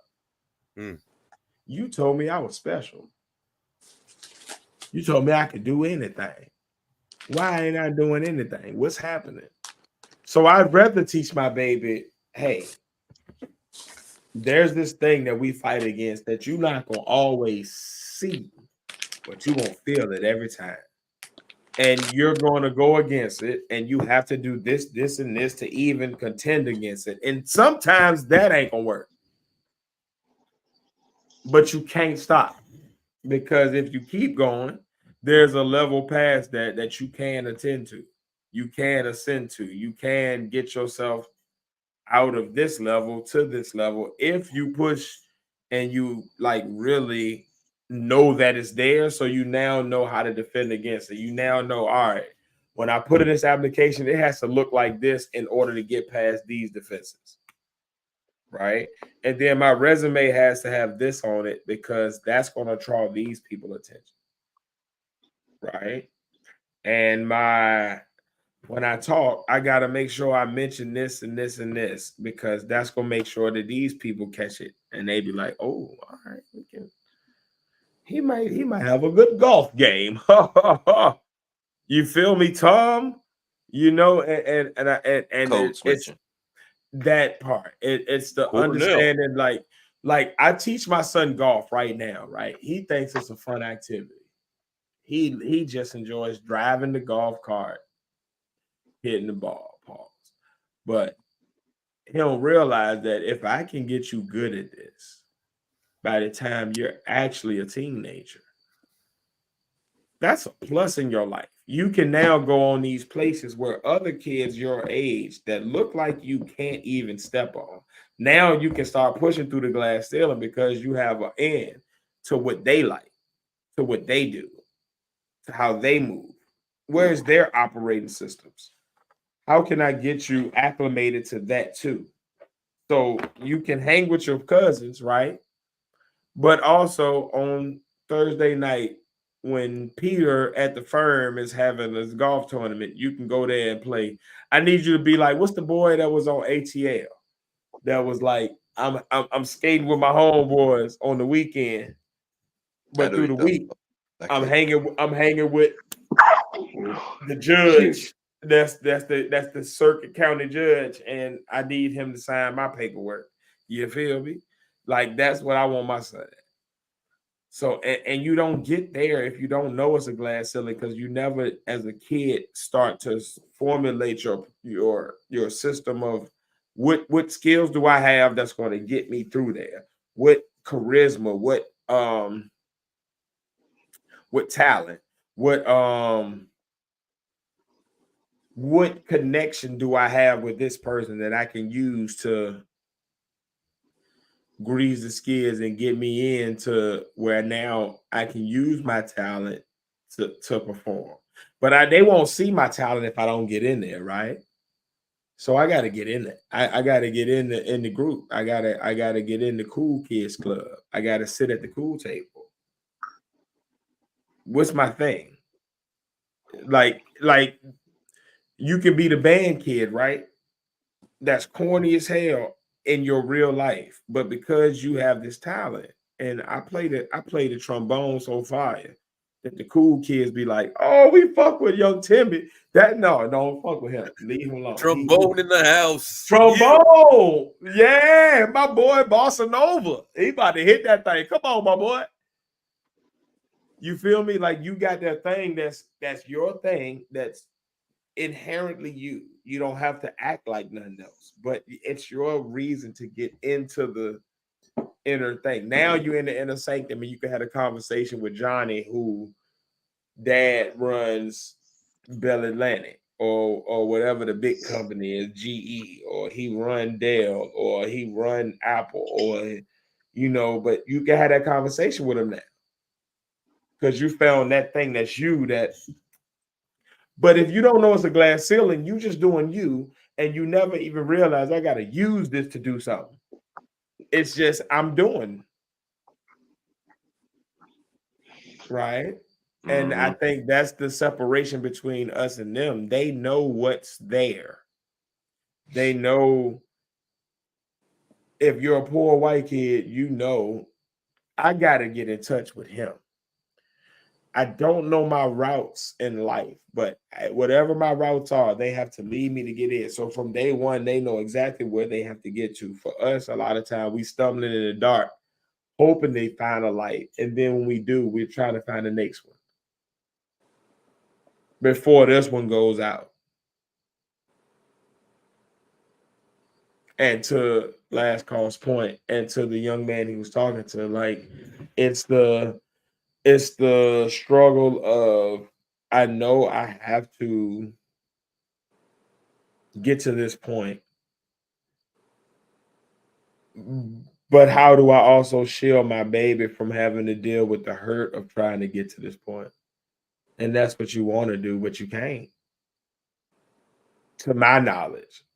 And I might be wrong. I might be raising my baby the complete wrong way. But for me and my child, like I teach him, this is everything.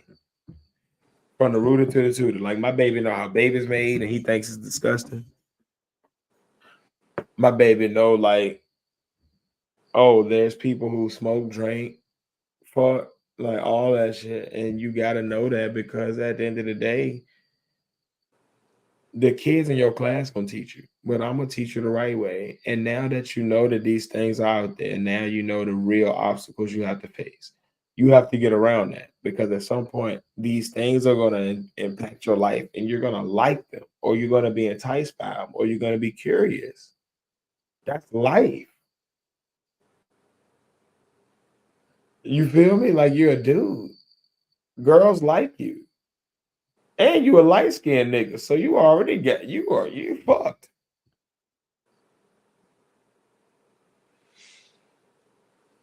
How do I make sure that you navigate that and still get to where I want you to get to? If I hide it from you, if I hide these things that are going to be your barriers, if I hide the fact that because you're not white though, you're still light skinned, you're a black boy. You look like daddy. You got wide nose like daddy. You talk like daddy. You make mannerisms like daddy. You got hair texture of daddy. Like you're going to experience these things whether you want to or not.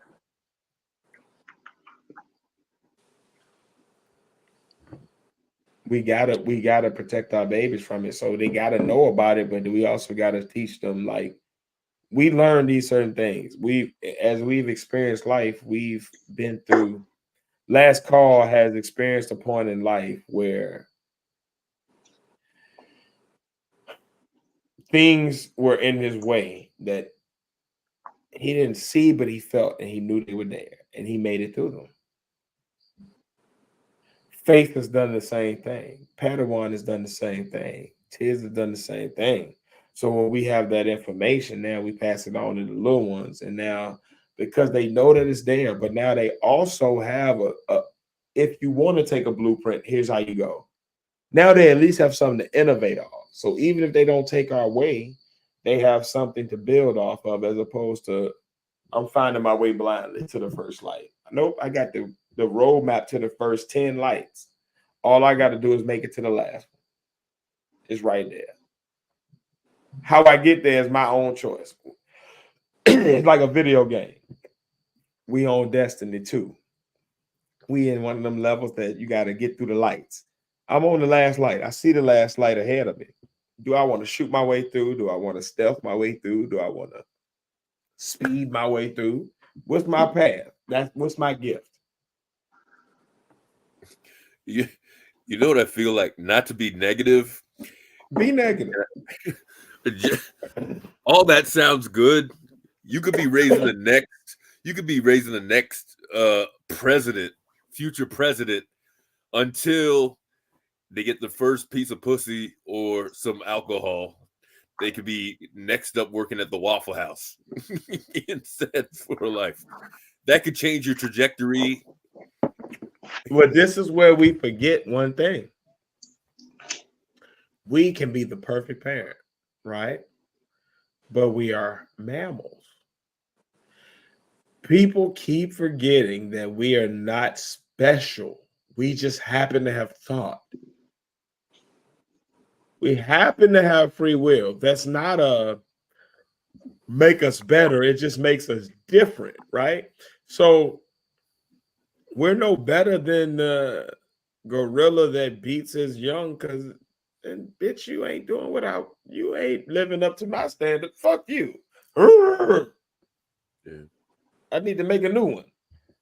Like, so we gonna have them serial killers. Like, we not special. We crazy. We're animals.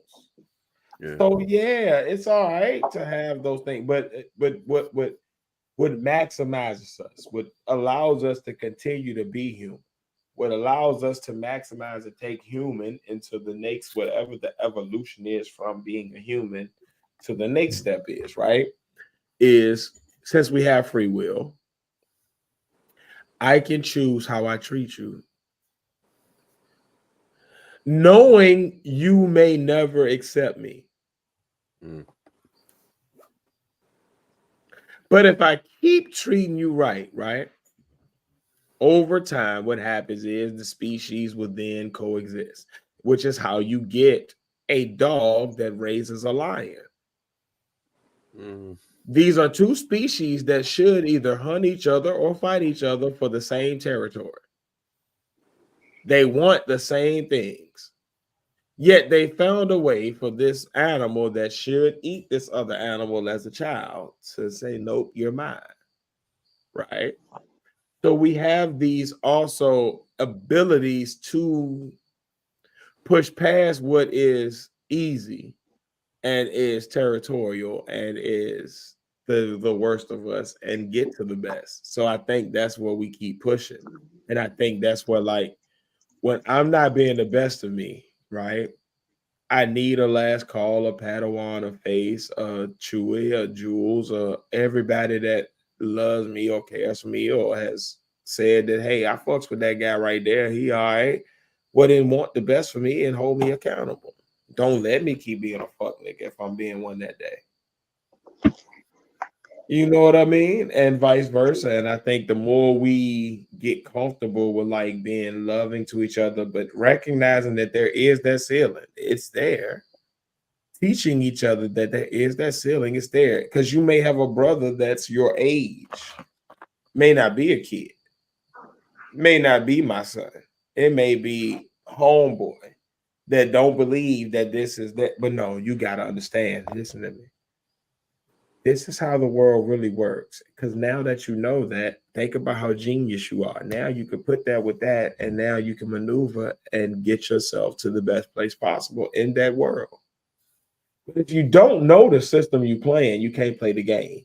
If I think I'm playing sorry, but we playing poker, I'm doing something completely different with the cards. Yeah. Just off of a different understanding of what's happening. So if my baby don't know, you're playing Uno. You feel me? I'm playing twos on twos, thinking I'm doing good, and I don't realize I'm not even supposed to be getting rid of cards right now. What am I doing? This is mine. I got a fucking full house, and I done gave away 3 cards, thinking I'm supposed to be playing them. Like I'm playing a whole different game. Like you have to be. I think the key to it is like what the key to what last call brought up under this umbrella of being a father is being a role model, but understanding I can't shield my baby from where what we're playing. What am I being the role model for you to operate in? Right? If we fishing, I should be showing you the master way to reel. I should be showing you the master way to cast your line and set your line and pick the best bait for what you're fishing for. And I should be setting these examples, just doing me every day, just being who I am, because I'm a fisherman, right? I think the problem is we be fishermen and then we sitting here showing examples of how to be archer. They live different lives. They have different objectives. They have different ways of training. But I'm showing my baby how to be an archer. I don't operate like this on a daily basis. I'm be chill. I be over here kicking it. Right? But we are showing kids how to be things that we aren't. The more we operate in that role model perspective of this is the real world and this is how I operate in it, you not gonna be like that as a kid. Every man I drew from, I'm not like them, but I do have pieces of them that make me who I am today. If that makes sense. I'm none of them. I don't act like now one of them. Because I took what they gave me and I took the parameters they gave me and I said, all right, based on that, I'm going to make this game operate like this. How do I do that? This is who I am. Boom, boom, boom, boom, boom, boom, boom. But I had to have a foundation of knowing what were my options, what pieces did I even have to put together to start my foundation, right? Do I have brick? Do I have mortar? Do I have red clay? Am I working with sandstone? Am I working with quartz? Like, what am I working with? Great. Right? So I had to have them people that was there to like, this what I be doing. This what I be doing. This what I be doing. Cool. I got my foundation. Now I can figure out who am I? What do I be doing? Well, I'm great at this. And that matches this, but it don't fit with that. But it do fit with this piece too. So if I put all of these things together that don't fit and do fit, and All right, that's who I am. Cool. Now I got me. But you don't get you if people give you false parameters. If people tell you you can do anything, well, technically you can. But there's also going to be moments where you may do everything you're supposed to do and you can't. How do you react to that moment as a man and rebound from it so that the next time you face it, you do get through that moment?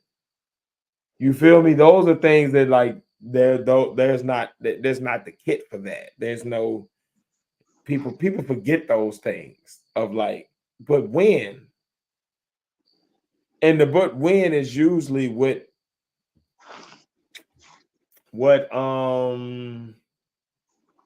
the but when is what usually captivates young men.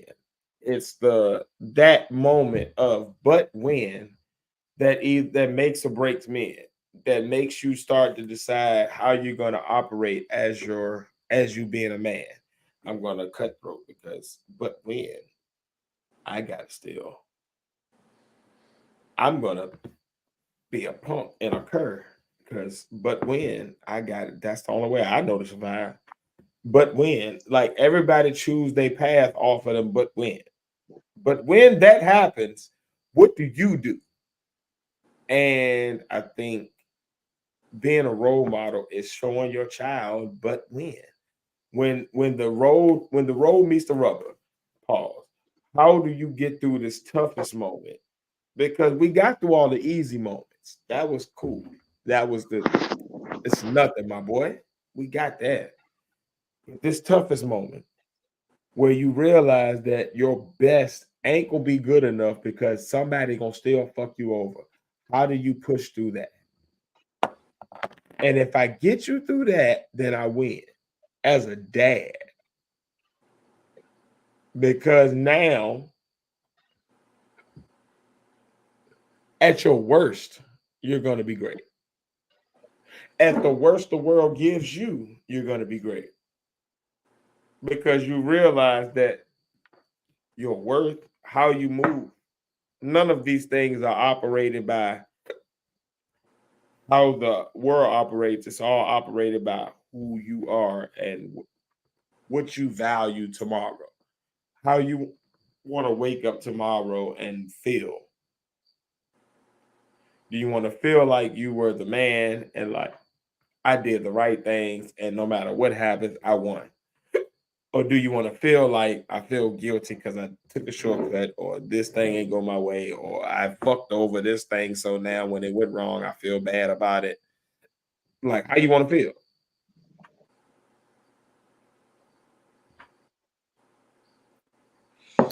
I am complete.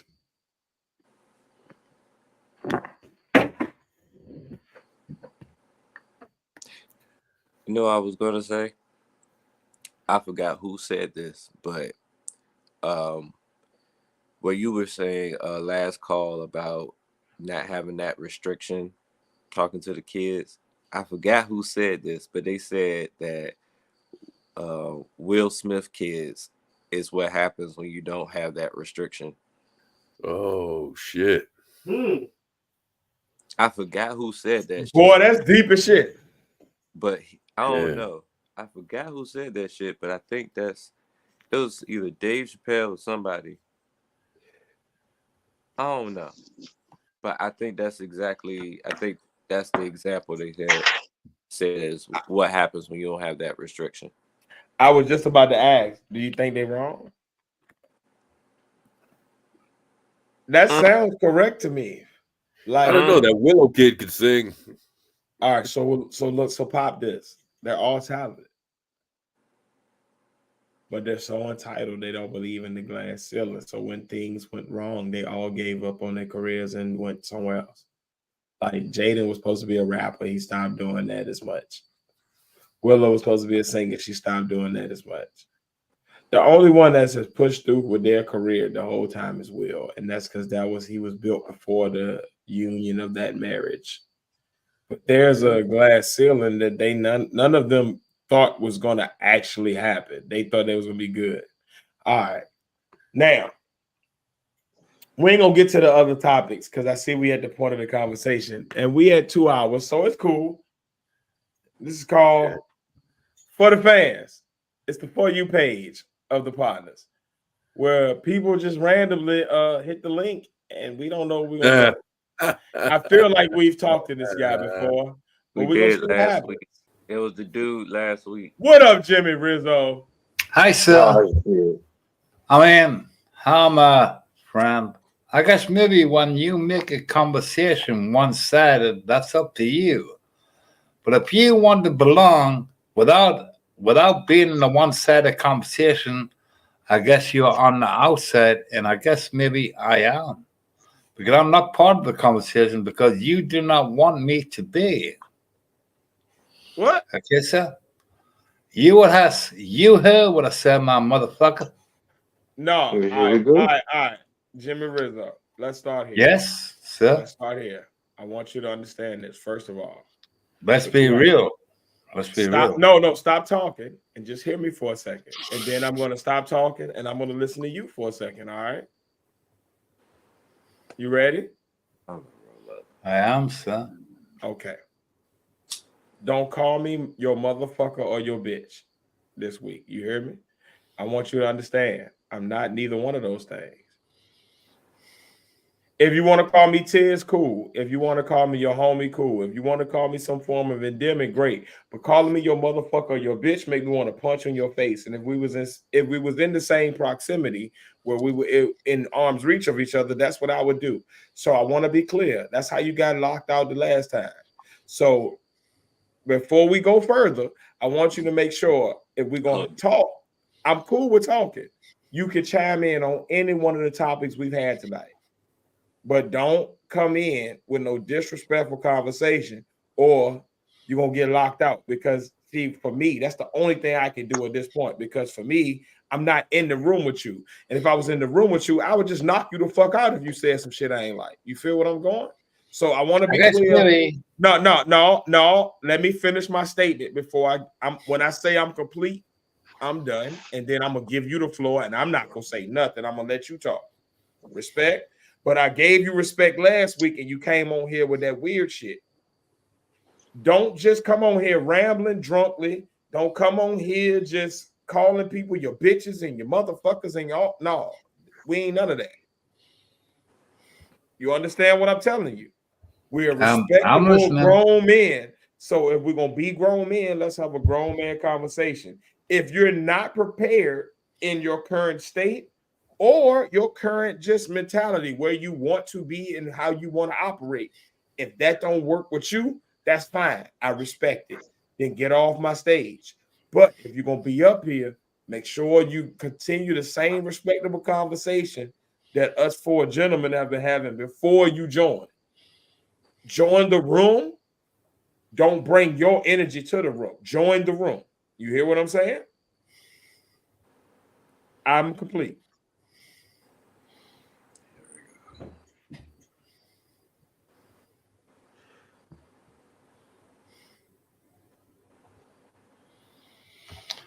I guess maybe I didn't have anything to say towards what you just told me. I do agree. Okay, thank you. And by the way, my little friend, maybe you should not make things in a one-sided conversation. You should listen to what the other person says without trying to be the fool. Okay, when you say this thing, right? All right. So what I'm saying, what I'm getting from what you're saying is, tell me if I'm wrong about understanding what you're saying. You're saying that in the conversation we previously had, I did not listen to somebody and I played myself like the fool by talking over them. Is that what I'm understanding you to say?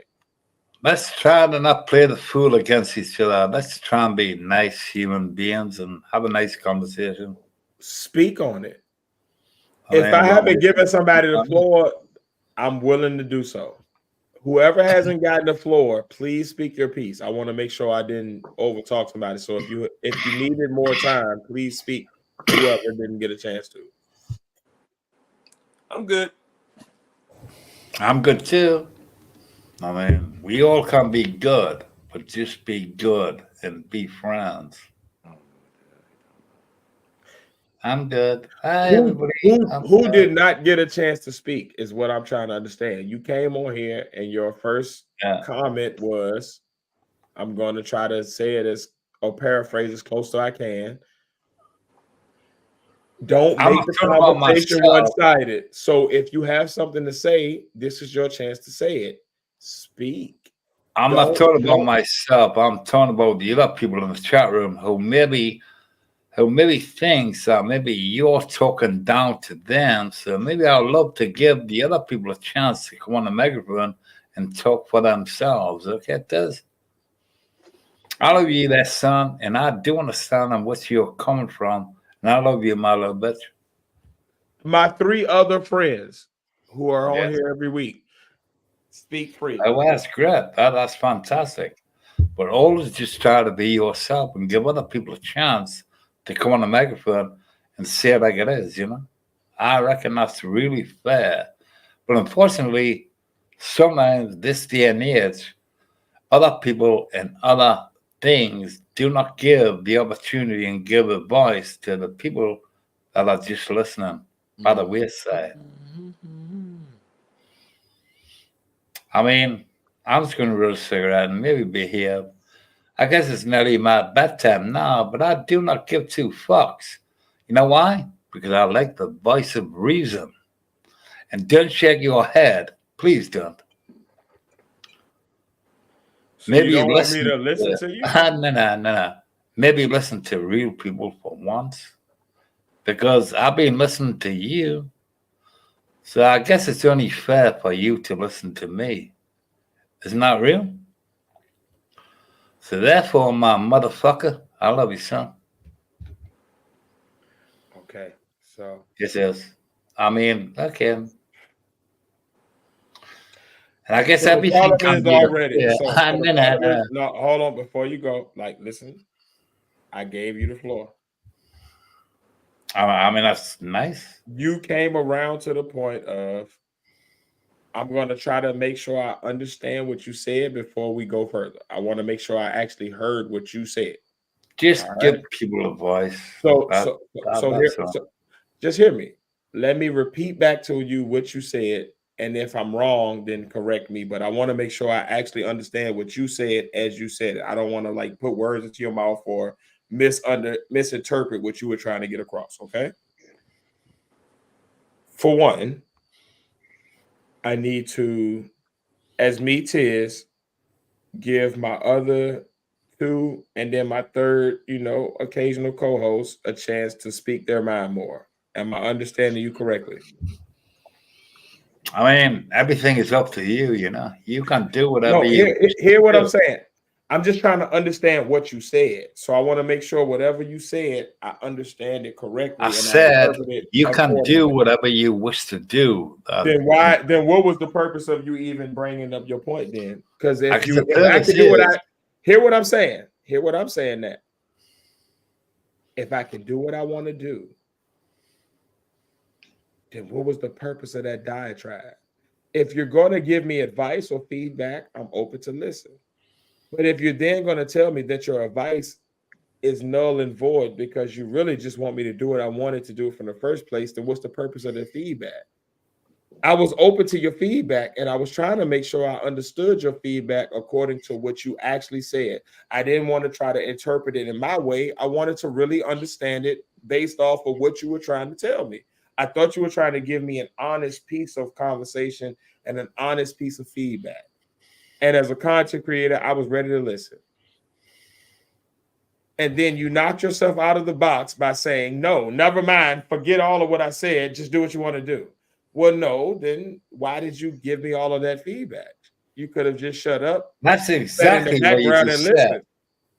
But that's exactly what you just said. You said, knock me out of the box. Do what the fuck what you want to do. I mean, come on, son.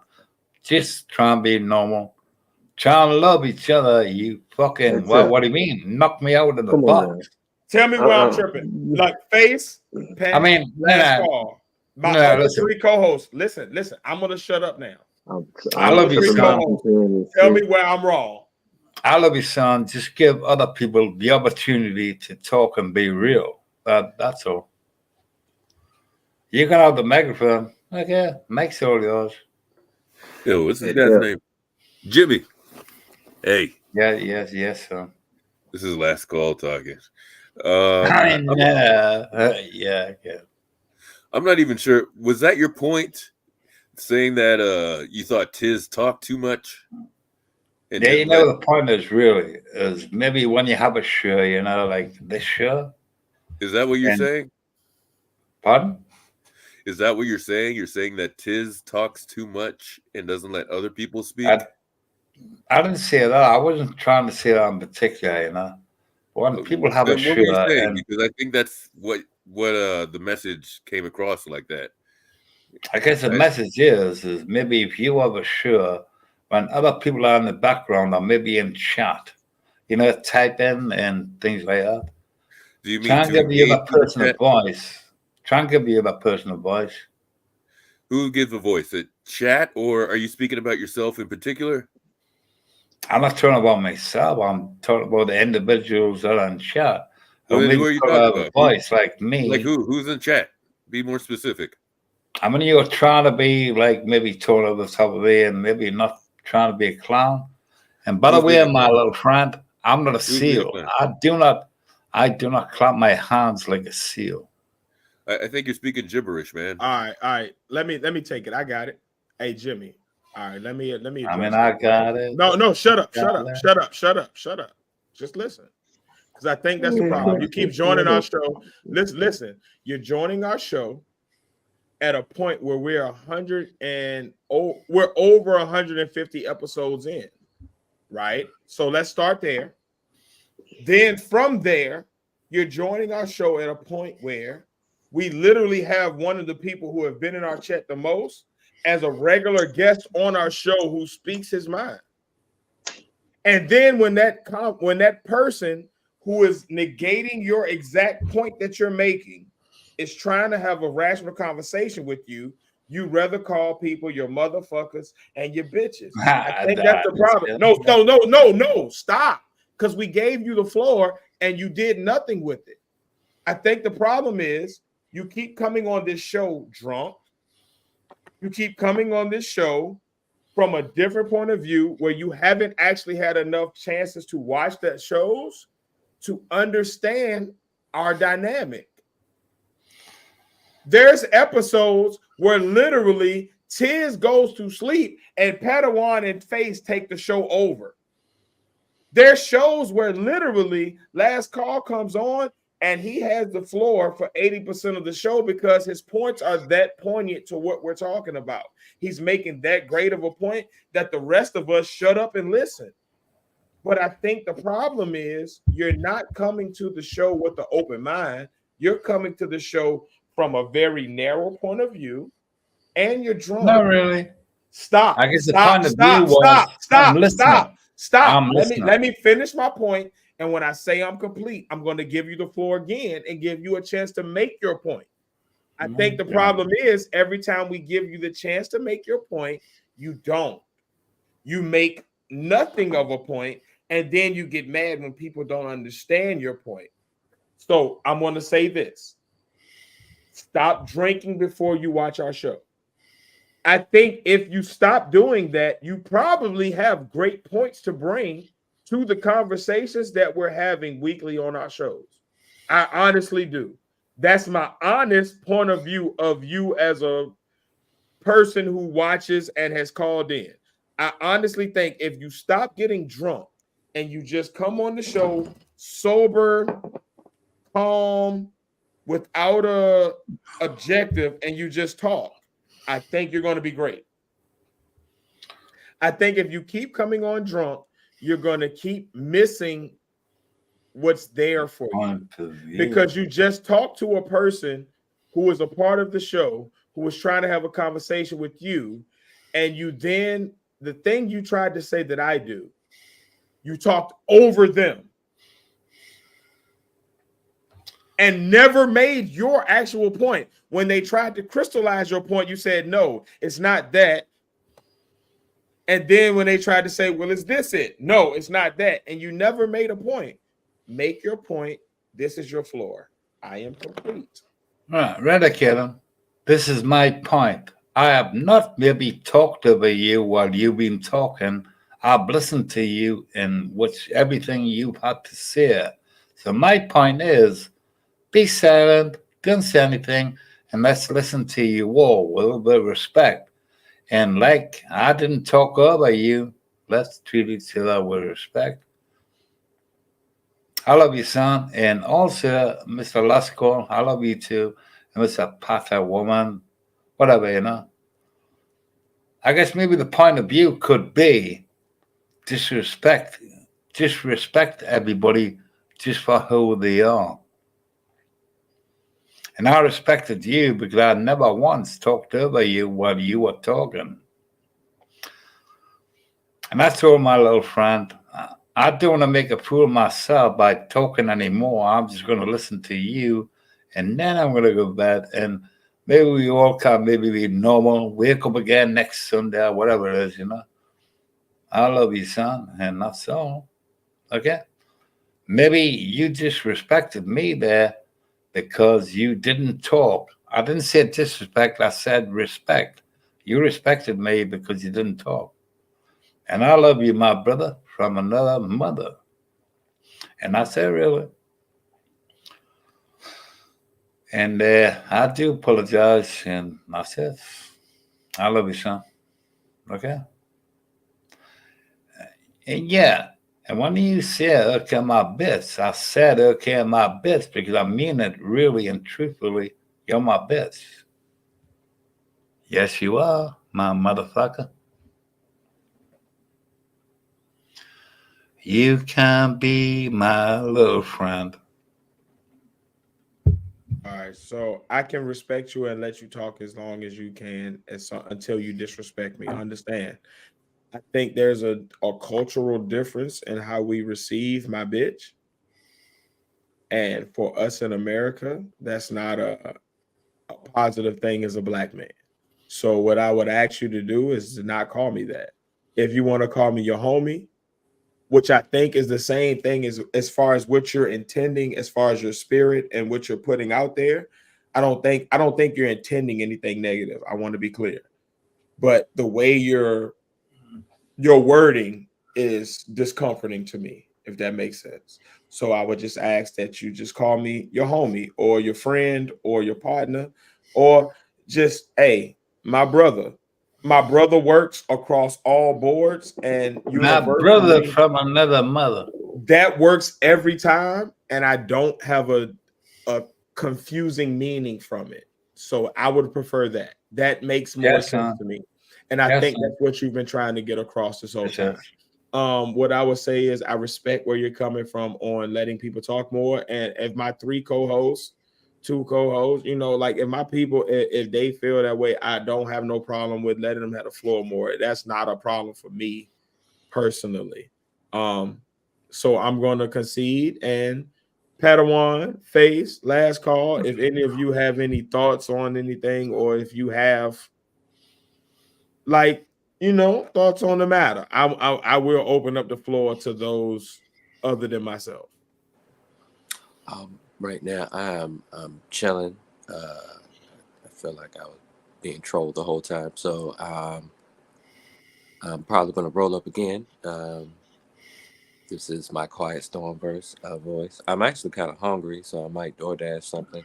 And yeah, I'm pretty all right. Everything's copacetic.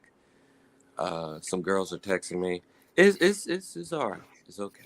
It's a By the few way, more there, hours. Mr. Patterson, what is bizarre is nobody has ever tried to troll you, okay, my friend? Oh, well, as long as they ain't getting trolled, everything's all Okay. peace. I love you, We all son. at peace. We're peace. Right. She's probably at work. You can be my little friend. And by the way, that is, I love you, my little bitch.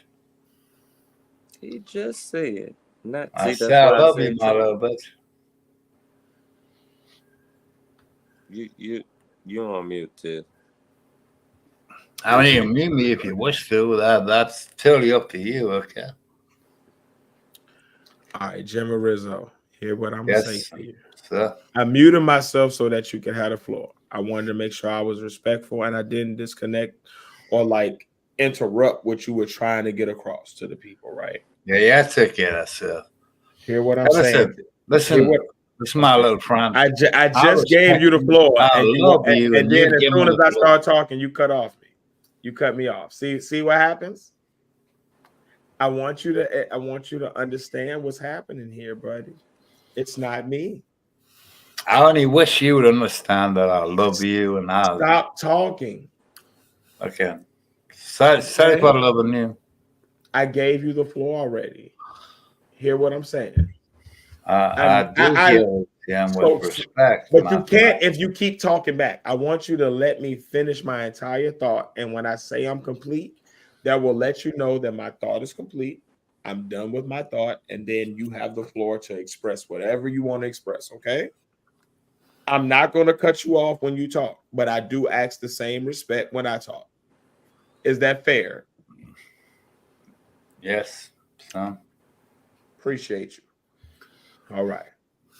I'm exercising my maximum level of patience with you, my brother. Okay. So at this point where we're at, I want you to know who we are. Because maybe you don't know us as the partners. We're real cool dudes. All right. I know that, son. Stop. No, see, you started talking. I know that. I didn't say it. Stop. Control it. Mute I said yourself. I know that, son, and I respect you, my motherfucker. Stop. Mute yourself like I did for you until I'm done. That'll help you. It'll help you to control yourself when you want to impulsively interject when I'm talking, but I'm not done with my thought. Okay? You can't Listen. be I did that for my you.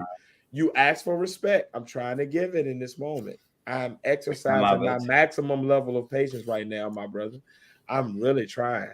I want you to know that people who are watching this that know me as a person or have seen me in action know that this is not my normal level of patience. Bobby, god damn, what's my boy Hercules? Hey, look, man, y'all know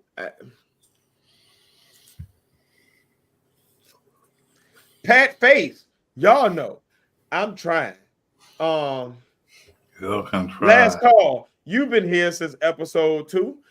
Damn it, you God damn, know this is okay. Jimmy, mute yourself. I'm going to talk and I'm going to let off a stream of consciousness the same way I let you do. Please mute yourself so I don't get interrupted again. Okay.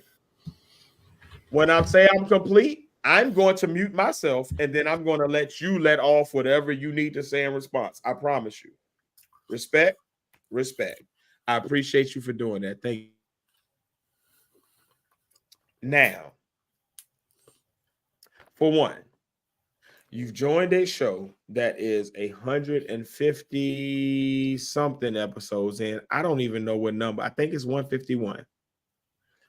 That means for at least 3 years, we've been rocking. We've been putting on a show of some kind every week for our public. We have 1,000 and some viewers, which is how you found us. Okay. You heard us talking, and regardless of whether you liked it or disliked it, there was something in what we were saying that made you stop and say, I'm going to sit here, listen to this, and respond to it. Okay. So we did our job. We have been respectful to you, Jimmy. The time when you got blocked was because you keep on calling us my bitch, my motherfuckers, my this, my that. We're not that. I'm your nothing.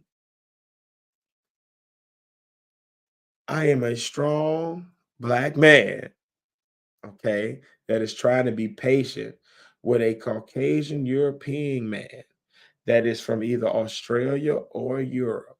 I don't know where exactly, but I know you're from those areas. Even if it's New Zealand, it's those areas. I'm not about to play these games. I know from your accent. the same way somebody can tell I'm from the south of America from my accent. It's cool. I keep being patient with you. I give you a chance to speak your mind. You say nothing. When the people that you're expressing to speak for speak to you, you say nothing. And then you want me to keep on keeping my fucking cool with you. When if I was in the room with you, Jimmy, the first time you called me your bitch, I would have knocked you the fuck out clean with a straight right overhand as you sat there sipping your bullshit ass cup. But I keep letting you back on because I'm trying to be respectful of my friends and my teammates who tell me be understanding of our guests. They have something to say. Cool. I want people to have something to say. I built this platform when I proposed this podcast to Face and Pat. It was built on the platform of I want people to have a place to have a conversation, for them conversations that most people don't get to have. So when I'm muting myself and I'm letting you talk, I'm trying to give you a chance to spark those conversations. So when you say nothing and you bullshit us and you keep trolling us and you getting on my fucking nerves, you make me just want to be in the room with you and knock you the fuck out. That's what I feel.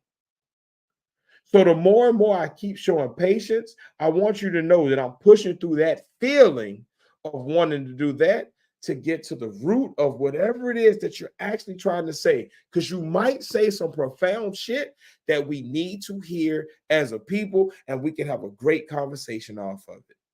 And I'm giving you that opportunity, Jimmy. But if you come on here and you say some bullshit, you are perpetuating the problem that keeps me as Tiz as being the 1/3 of the partners that continuously not want to put up a link. Because of people like you that want to come on and troll and fuck with us. If you want to have a conversation, we want that. But don't come on here with no bullshit, Jimmy. So when I unmute myself and I allow you to speak and I give you the floor, don't say no dumb shit. Speak. Make your point clear. Get off the liquor and like really have the conversation of whatever it is that you're trying to get us to understand. If that's your point. If you're here to troll, say that. Cool. Respect it. Understood. We're going to dismiss you and we're going to keep it moving. But don't play with, like, I ain't got the time for it. And I'm not the type of person that in person would play with it. So I don't do things online that I don't do in person, Jimmy. I want you to understand that about Tiz. I can't speak for nobody else that will ever come on this show. But for me personally, whatever I do online is what I would do in your face. So if I would tell you to fuck off in your face, I would tell you that in person. And I would be willing to stand behind whatever physical repercussions come behind that, whether that's me whooping your ass or you whooping mine. I don't care. But I'm built like that. So I need you to understand where you are, the conversation you're entering, and who you're talking to. Now, I'm going to be complete, and I'm going to give you the floor, Jimmy. Don't waste my fucking time, or you will get blocked, and that will be the last time we will give you a chance. But I'm trying to work with you, buddy. Okay? I am complete. And I guess maybe you're trying to say I may be complete. Well, what do you mean? Listen, I was 20 years old in 1983, so maybe you need to respect me. And I guess I need not to say anything at all, but I guess you said everything. And when I talk about I was maybe 20 years old in 1983, you need to respect your elders. And that's the only thing I need to say to you, son. And I said, really? That's being real. Come, my friend, with a little bit of respect. Listen, respect your orders and maybe realize and what that orders could be, my little friend. All right, and this is the part No, of the no, show no, where no, I no, no, no, intervene no. when Stop, Padawan stop, says today. stop, stop, stop, stop, Padawan. Let me get my last before you say something. Stop, stop. Let him Oh, go. I'm about to say No, huh? stop, stop. Mute yourself. Yeah. Mute yourself. Let him go. By the way, the gentleman with the red tracksuit top, I do respect you, you know. And maybe being old, or maybe maybe I'm old enough to be Tiz's father. I got a son who's 41 years old. But I guess today in this day and age, the younger generation does not respect that older people. And I guess maybe, you know, when everything was maybe normal before the internet and everybody used to take time out to be friends, I guess there's no friends anymore because the mobile phone took over everything. And it's just, you know, and Tiz, I'll be that son. I really do respect you, you know. But this day and age, everybody just took their mobile phones and all this fucking bullshit, you know. And I love you, my brother. And I really seriously mean that. And by the way, that is, just in case you didn't know, my brother is black. My mom, no, my mom went with a man from Manchester years ago, and he was from Jamaica. And my brother, I love him like my fucking motherfucker. And so sorry saying that, but yeah, I respect you, and maybe you should respect other people and what's that coming from. And I did respect everything in what you said. I think it made sense and reason. And I guess what I'm trying to say really is the days of me when I was young, they're gone, you know, because the internet took over the innocence of what life used to be about. And not that's all, my little friend. And that's the thing I'm trying to get upon. And I'll fuck another son. But by that, son, I did not wish to make a fool of myself, but I guess the internet made a fool of everybody, really, in a way. And I guess the world is not so innocent and what it used to be. Bye bye, son. I think before I let Padawan go, because I know Padawan got a mouthful to say, pause. But I think what we just experienced, right? I don't know if everybody can hear me. I hope that I'm being audible to the world right now. Padawan, can you hear me? Yeah, I'm here. Okay. Just want to make sure I'm at least audible. All right. So I think for me, what just happened was a situation where somebody came in with a predisposed notion of what he was gonna find, right? Um, as people who are probably the age of his son, we probably would have understood if he come in and be like, hey, you know the word. Like, I think it's in presentation and how you speak to people. But if you come in calling people your bitches and your motherfuckers, I don't know that you've made the best impression on your first impression to have people be ready to receive the rest of the information you gonna spit out after that. Like, I don't call my niggas my bitches. Like, as a person who has a black person as their brother or brother-in-law, whatever, however you explained it, I would think that you'd be more empathetic to that of just understanding like how black people receive certain derogatory terms. But if you don't, right? I think the biggest issue is when someone tells you this is disrespectful to me, right? Like if I tell Padawan, don't talk to me like this, and he does, how am I supposed to carry that? Right? Like, how do I understand what he just said to me by not saying anything? Right? If he tells me, hey Tiz, don't say this to me no more. And I know he for real, then why would I say that thing to him tomorrow? He probably gonna take it the way he told me he was gonna take it. You feel me? So I think at the end of the day, when we talk about people who gonna be guests on the show, right? Or who gonna join us in the chat, it's not a problem of the conversation ever. It's how you're presented. Don't come to us with bullshit and then expect us to be cool. Because we humans. And as for me personally, I'm the type of human that I like confrontation. I want to fight. Like I want to find where you live at and come see. And I got the guns and the hands to back up whatever I say online. So don't get it twisted. If you roll up on my crib, it ain't sweet. I grew up in nothing but lap of luxury and shooting. So you can see where I'm at right now. Like I'm not in a crib that's bullshit. You know, like I grew up in places where we shoot and we defend shit because we got shit to defend. So I think stop that shit because I'm giving you a chance to have a respectful conversation because we want to do that. Like our platform, if you're new to the channel, let me be clear. If you're here within the past 15 to 20 episodes, you might not realize who we are. We want to have conversations. We want to have you tell us why we're wrong in a respectful way. But don't be disrespectful. Like, what's the purpose? Like, what do you get out of trolling? We're gonna meet that energy with the same negative energy that you entered in. We're not gonna have a conversation. We're gonna get you off of here. We're gonna block you. We're gonna keep it moving.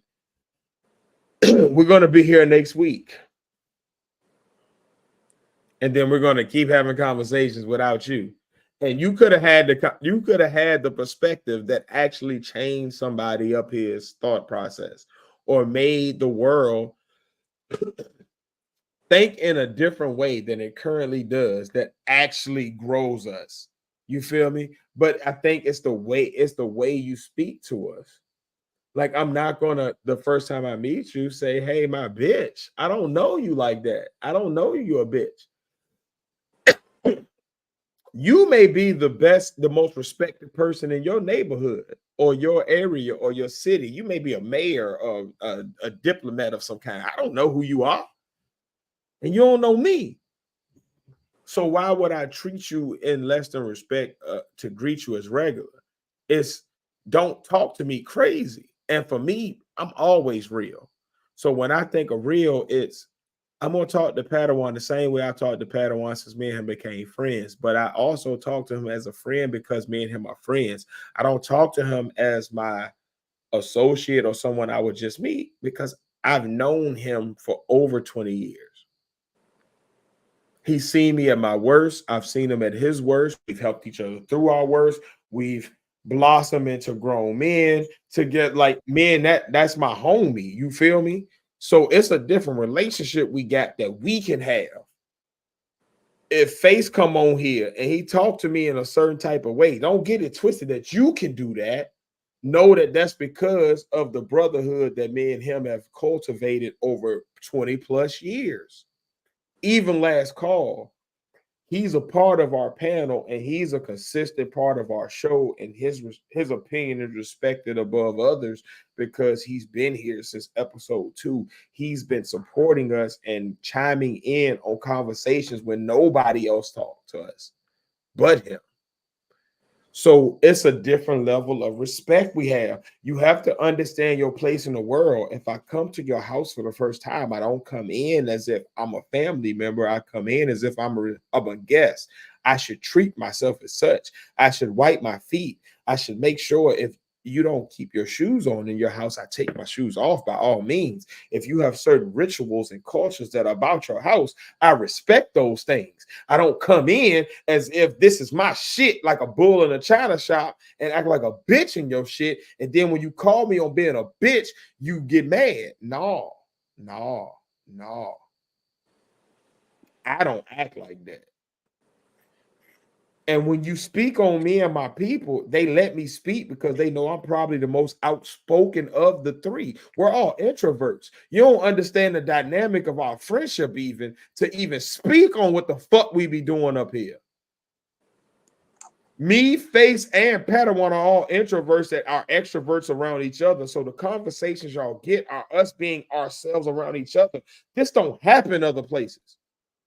If you meet one of us in person by ourselves, that ain't who you get. So I want to be clear. Don't mistake us allowing you onto our stage to speak with us as a open invitation to act willy-nilly. No. When we got people up here that are here all the time, it's because they've earned that right. We respect their voice. When Last Call speak, I understand and respect his perspective. I know if he's joking me, it's coming from love. If he's correcting me, it's coming from love. If he's teaching me, it's coming from love. If he's listening to me, it's coming from love. It's all coming from a place of he's earned my respect and he's shown and proved over years. Nigga, I don't know you. So how dare you speak on how we speak up here? Shut the fuck up and listen to the conversation. If you have something to add to the conversation, do it respectfully. But if you can't do that, then shut the fuck up. Because we've been fine with 10 people watching us, or 100 people watching us, or 1,000 people watching us. And we had all those difference in numbers of views. And we're cool with them. Because this ain't for everybody. This is for the people who think and act and respond and communicate like us. Even if you have a difference of opinion, you understand our dynamic. You understand we can be respectful. We can joke, but we don't have to talk to each other crazy. I would never call Last Call my bitch. And I don't know that that's how he operates. Which is why I call him Last Call, or my homie, or my bro, or the other partner, or I call him something, a term of endearment or respect until he's ready to tell me, you can call me something else, or this is what I answer to. Me and Padawan that called them been roasting each other for 20 plus years to get to this point where we can talk to each other crazy. He could call me a bitch when I'm acting like what? I could call him a bitch when he acting like what? That my single lady shit. Don't get that twisted. That's an inside joke between us three. That's not a everybody talk like that. No, because Padawan will knock you the fuck out too. This ain't that. Like, I want to be clear. This is not what you might think it is. This is not a podcast of we open-minded. Listen, we open-minded to an extent, but we not gonna take disrespect. And we fuck with people who would like to actually speak on normal things.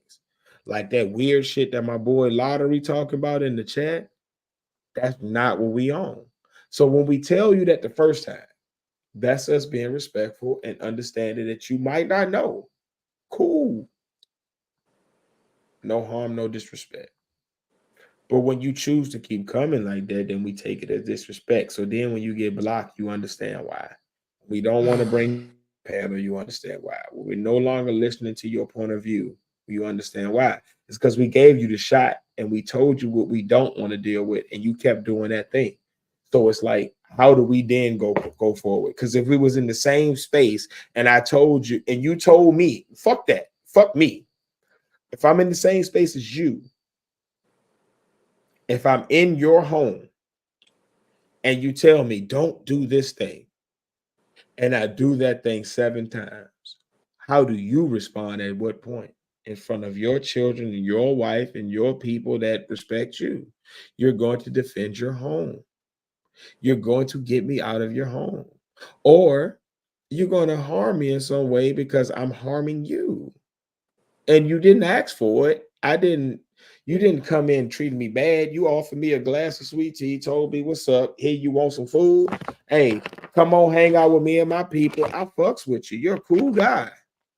And I disrespected you 7 times, and then you expect me to keep on. No, I don't expect you to be respectful after that. I expect you to fuck me up.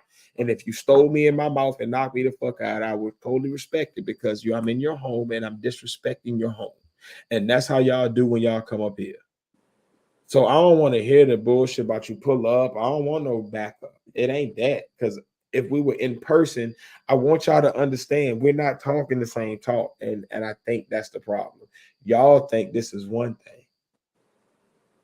This is a podcast by three brothers that don't come from what you come from. You not like us.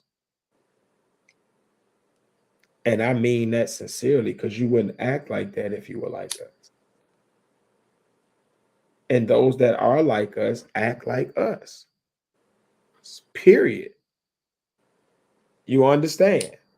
It ain't about being from the hood. It's about what lessons you learn from being in the hood. I want you to understand. It's not a location thing. It's not a monetary thing.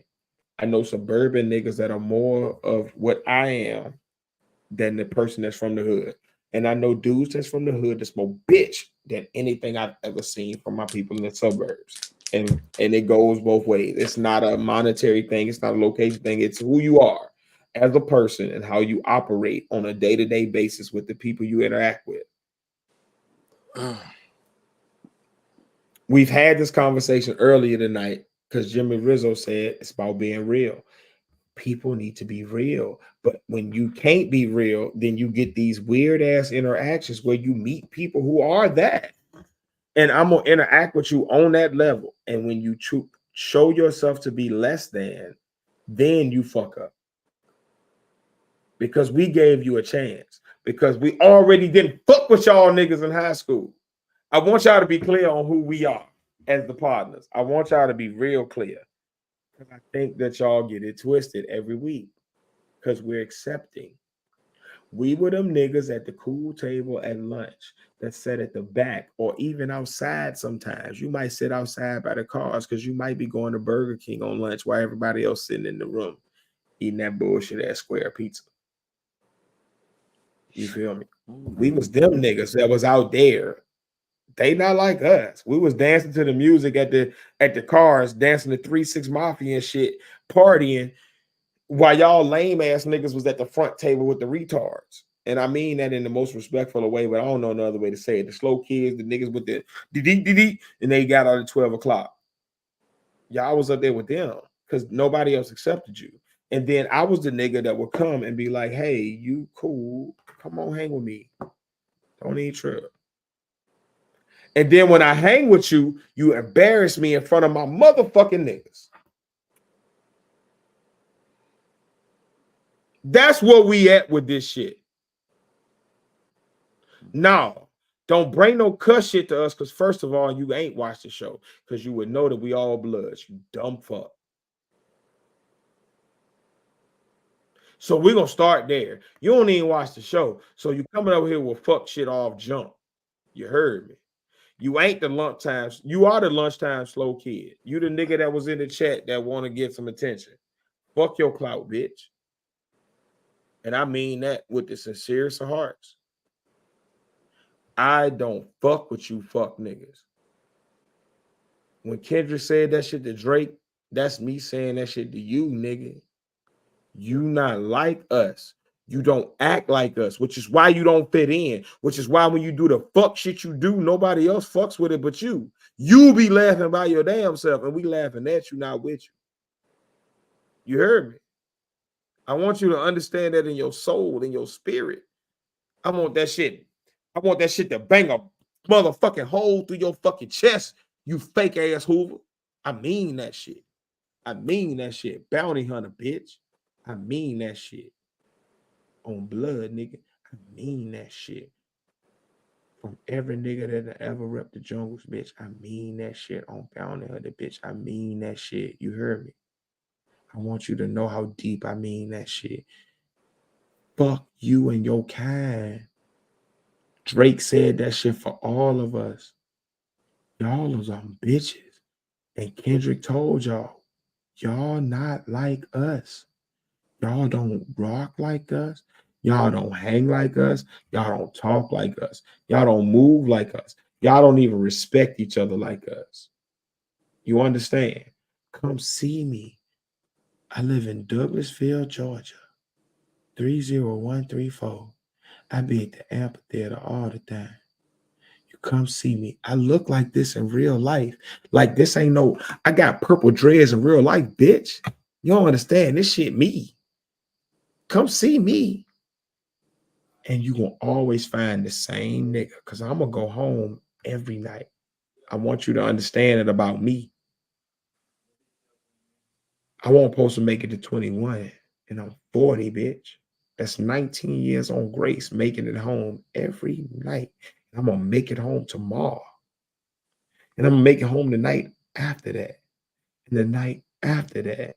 And the night after that. Because I'm not like y'all. Y'all pussy. And I mean that with the most sincerity of my heart. Y'all ain't never heard no shit like this. I'm real as I mean it. Y'all are bitch made. And when I see y'all in person, y'all run from me because I've been looking for altercations for the past 16 years. And y'all pussies won't run up. I run up on niggas in the garbage, in the gas station, in the grocery store. I run up on that niggas at the racetrack, at the monster truck rally, at the goddamn everywhere. The quick trip. I run up on niggas at the PTA meeting. Don't nobody want this shit. Cause you know why? Cause when that shit in your face, this shit different, bro. Cause that shit don't change. I don't have no switch. I don't have no all switch. And my niggas would tell you, this is me tomorrow. When you see me, I'm gonna fuck your shit up. And I mean that with all the sincerity in my heart. I don't mean that off no malice. I mean that off of just straight up what's going to happen when I see you. So understand, you got to stand on it. And that's the hard part. No. What type of time I'm on? I'm on the same type of time I'm on since day one when we started this podcast. I'm the same nigga that used to teach and can talk about the educational system. I can talk about the academic system and the flaws in it and where we're losing kids and all of that. But I can also talk about how to save my baby and make it home to my son every night. And this how I run. I love this type of shit. Hold up. I gotta let this one on. Yo, what up, blood? Speak. Hey, so I wanted to tell you I went to therapy. You know, we talked about tombstones and stuff. And so I went and talked to my The therapist, bullshit. Here we go. and he told me You that you corny as said hell. to You a come lame. meet you. You You said a to come and lame. meet you because Yeah. you're gay. And Yeah. I'm not about that life. Yeah. Okay, bud? Yeah. I'm not gay. I know No, you're come gay. meet me, bitch. I know you're Come gay. meet me, bitch. No, I come meet will. me, bitch. Be gay with me. I can't because I don't want you to kiss me. Nah, I'm gonna fuck the shit out you, I know faggot you ass are. nigga. That's why I can't go. Yeah. I'm about all this troll shit. Like I don't think you understand that about our show. Like I'm with all that. No, you're scared. Whatever you say, yup. You're scared of me. Nah. You're scared of a real one. Nah. Right now, I'm by the James River. You by the James River? Yeah. You know where that's at? I hang out at the amphitheater Where? What's the address? in Virginia. Where? What's the address? I'll pull up. And I'll do a live for this episode from there. Okay. I bet. And then when you're not there, then we look stupid. Where are you at? This is what I'm going to do. You tell me where you're at and I'll pull up. All right. You know where the James River is in Suffolk? No. But I can Google it. Google the James River in Suffolk. Pull Okay. up there. Let me know when you're there. James. I'm gonna meet you. River. I'm gonna meet you on the bridge. It's a drawbridge. Come across the bridge to Suffolk side. Make sure you're not on the Newport News side because there is two sides. Come across the bridge. Newport. You're gonna see the James River Bridge between Newport News and Suffolk when you Google Maps. It says this is where the gays hang out. Yeah, I can't get, dude. I can't be there. No, you gotta come. I can't. That's where the gotta fags hang out, dude. I'm not No, gay. you gotta come, bro. Dude, I'm a Hoover. I This can't. is what I can't go there. This is what we've been waiting for. We'll fuck you up. No, this is what we've been waiting. The jungles, the Hoovers. You know this will be beautiful. Bounty Hunter. First is Crib. This is gonna be amazing content. Come to where I'm at, please. You'll be a groundbreaker for your kind. Dude, I'd drop him because of his name alone, man. You don't even no. Fuck that dropping shit. Come here. Have you been sipping? It's disrespectful. I'm all of that. Are you Listen to what sipping? I am. Listen to what. No. If you know me again, you would understand what you're talking to. You're a fake This blood, dude. isn't I'm not fucking pulling up some fake ass blood. Chewy. You ain't about this life. Anybody. You ain't about this life. We know what you are, Yeah, and Hoover. that's the thing. You said a what? A Hoover. Are you from Boston? Yeah.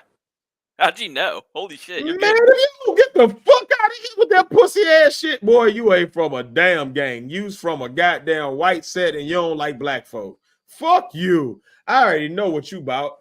I know your neighborhoods and all that shit in Boston because I've traveled in Boston. Sorry. I actually know your areas in Boston. Sorry.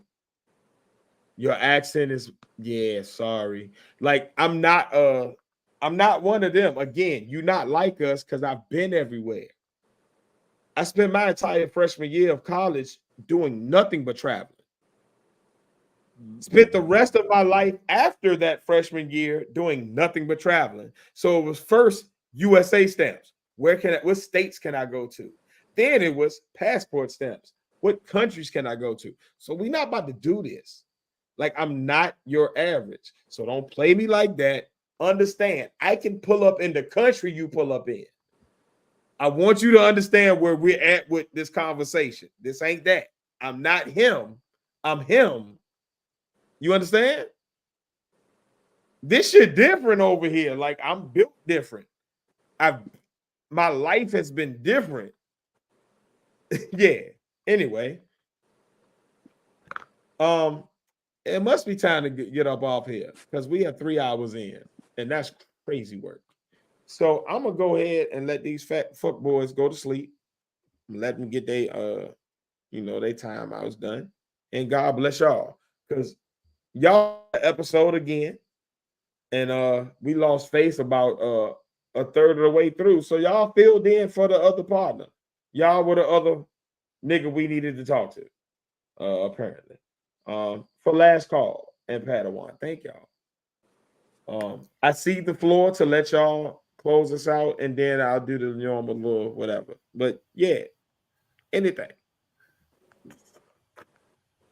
You got way more patience for this bullshit than I do. Right? I don't. God damn. Damn, like seriously. I'm sitting here like, I had to mute the whole situation. I rolled a whole nother blunt. This shit stressed me out. You have way I ate ribs. Yeah, like I don't even come on, and then this is my simple fact that who y'all just have to way too much time. It's way too much access time, dude. This is It's elementary, my dear Watson. what in the fucking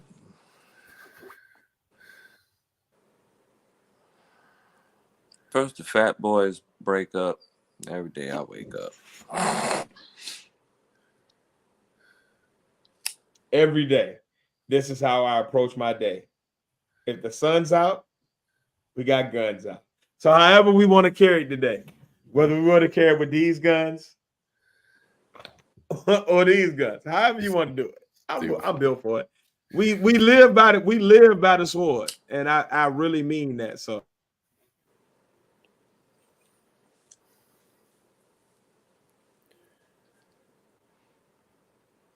And that guy he sound like he don't got nothing to do. There's nothing he got dude. Like, you got some if they're not really adding to the show and shit, you got to let them go after. Trolling, it's okay. But to me, they weren't even worthy adversaries. You know what I'm saying? The first guy, what the hell is his name? Jimmy or whatever, I think. Jimmy he was just incoherent and drunk. You know what I'm saying? Even that whole time of being weird and shit, and then you giving him his lecture and all that kind of stuff. He didn't even really deserve that because he wasn't saying anything. He wasn't actually saying anything. He had no input whatsoever.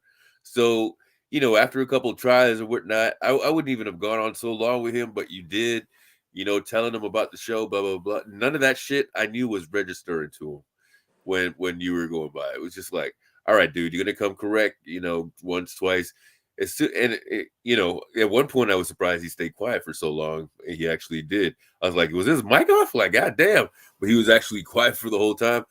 And then he came back on, and he's like, "All right, my motherfucker." I was like, "Click right there, dude!" Like that whole you just wasted like 23 minutes. You don't And know. the I had dude my finger came right back on with the a trigger, motherfucker right there. like It's that, man. delete, ban. It was right there. Do you know the little caption that pops up right there on the name? I had it right there. I was like, I'm gonna just let tears go. I'm like, not. Let 'em Yeah, go. dude. He just had nothing. He had nothing to add. He's not gonna add anything. He's drinking. You know, I was trying to guess where he's from. Did he say where he's from? Is he Scottish? He Anything said like something that? about Manchester somewhere. So somewhere there they. I think around there because I couldn't identify the It's accent quite well. 1:30 here. What time is it there? Is it morning time? You don't He got was work? daytime. He was daytime drinking. That's the other thing, dude. Because you could see it through his blinds. I don't know what time it was for them, but for them, it was definitely inner England or New Zealand, Australia. It I was one thought of you those. drink tea at tea time. And I mean inner England. So when I say that, I mean Manchester. I mean like London area, like London bloke. Yeah, yeah, And not necessarily from that city, but from that immediate yeah. I hear you. region because of the accent. Like Yeah. it wasn't as much of a it wasn't a country Cockney accent, so it wasn't like outside of the city. Yeah, And it yeah, also wasn't like those off-brand Europeans that you hear sometimes. It's like I'm from Wales or something. You know what I mean? They throw some. yeah. It was wasn't the from you're yeah, from the inner part of England, that yeah. inner section. So Manchester made sense, that connection. I'm I glad he think didn't come in when I said Prince Charles was a vampire. I think the biggest thing is, man, when people want to join the show, like I think they confuse free access to free reign, right? So when I say free access, it's what we're talking about. Can you add to our conversation? And that may be you disagreeing. I don't want to make it a situation where people feel like I can't come on and disagree because Yeah, yeah. these Yeah, dudes did okay. this weird shit. No, no, no, no. Come on and disagree, but do it Yeah, in a respectful way. Don't call me your bitch. Just yeah, come on and say, hey, this is my perspective based off what you said. These are the stats that I learned. This is the information I got. This da da da da da da. Run off your information, and now we in a conversation. Now it's like, okay, well, shit. Hadn't yeah, thought about it like that. But what make you think that? Because of this, da, da, da, da, da. And now we're having a conversation. Now we're in a dialogue and a discourse, and we're growing. And I'm learning from you. You're learning from me. The people that's listening to us talk are learning, right? That's a great thing. I love yeah, those.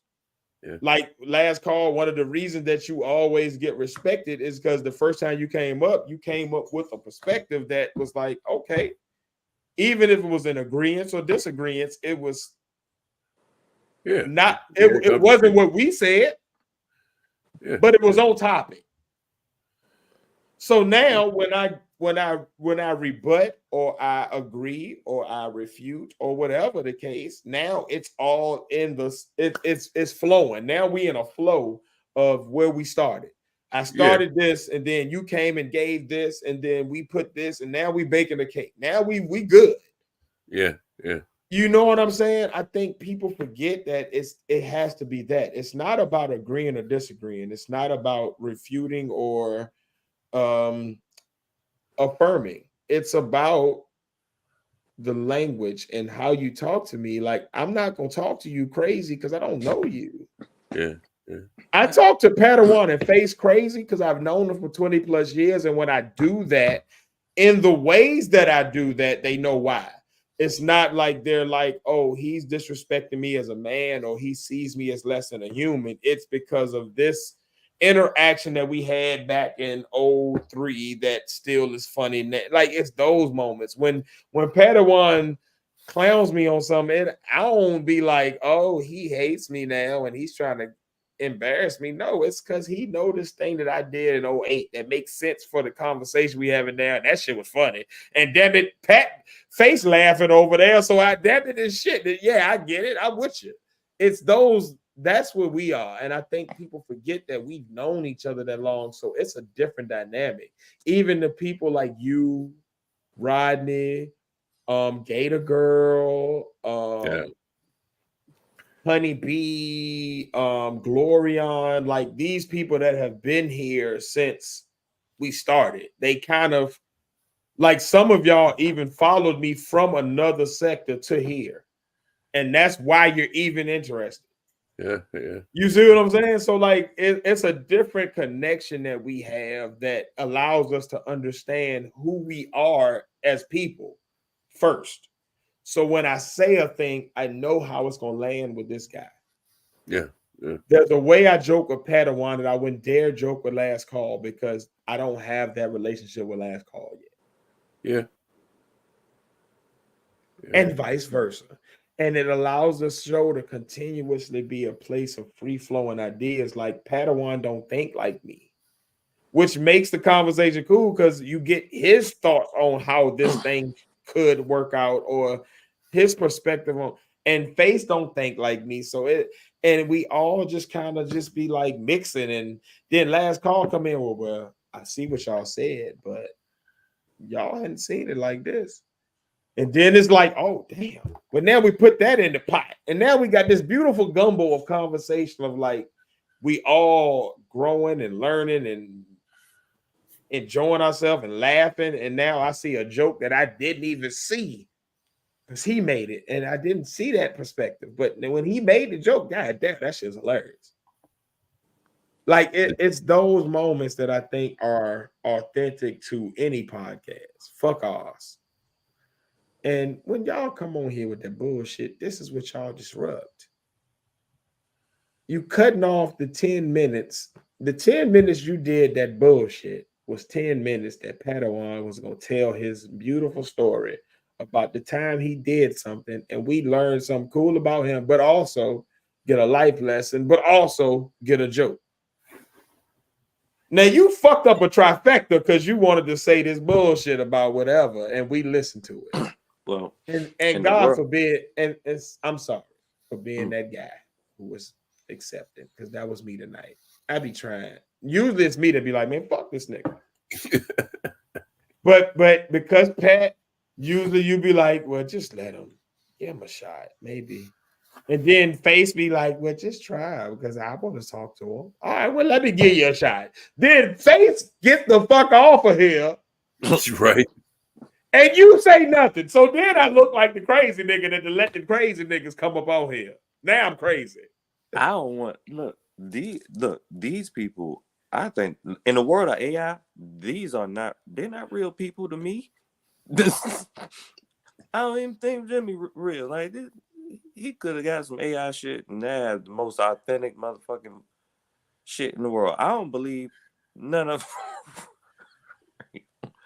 it's all robots to me. I know y'all have, you know what I'm saying? Even when he came up there with stuff, all you see is shadows. So it's not like, you know what I'm saying? Believe this shit real? I don't know. What the fuck? Are you mute? Tiz, you're mute. Your mic is off. It's the fact that he kept calling me son. Son. I didn't even like that. Like, even in the private chat, like, I'm going to be honest with y'all. All right. The people who may come up on this show going forward, this may be something that I haven't expressed, right? Me and Face, we come from a very segregated area of Virginia. When I mean that, like, it's literal bridges and streets separating the whites from the blacks in our particular little subsection of Virginia, right? So you got Ettrick, and then that's like the area that's all black. It's a small village. It's a very small neighborhood, really. That's like maybe 3 neighborhoods combined, and you got Ettrick. You can drive across the whole thing on a bike in 10 minutes. All right, that's where we grow up at. Directly connected to it is the city where my house lived, which is Colonial Heights, which is 2% black. And I don't say that as a So as a guest, I mean, that was the demographic of the city when I lived in that city as a child, It's as a 2% black, teenager. but not 2% milk. Definitely whole milk. No. So when my brother would come across that, it was literally a county line of Ettrick, Matoka, Colonia Heights, and then there was the rest of Chesterfield, which was like Manchester, other counties, but they would all make up the county of Chesterfield. So it was like Chesterfield County, and then it was like these little cities in Chesterfield, I should say, like Little Pump, all these whatever. But I lived in Colonia Heights, but I went to school in Ettrick, Matoka. So Matoka is a country area that is black and white, equally divided.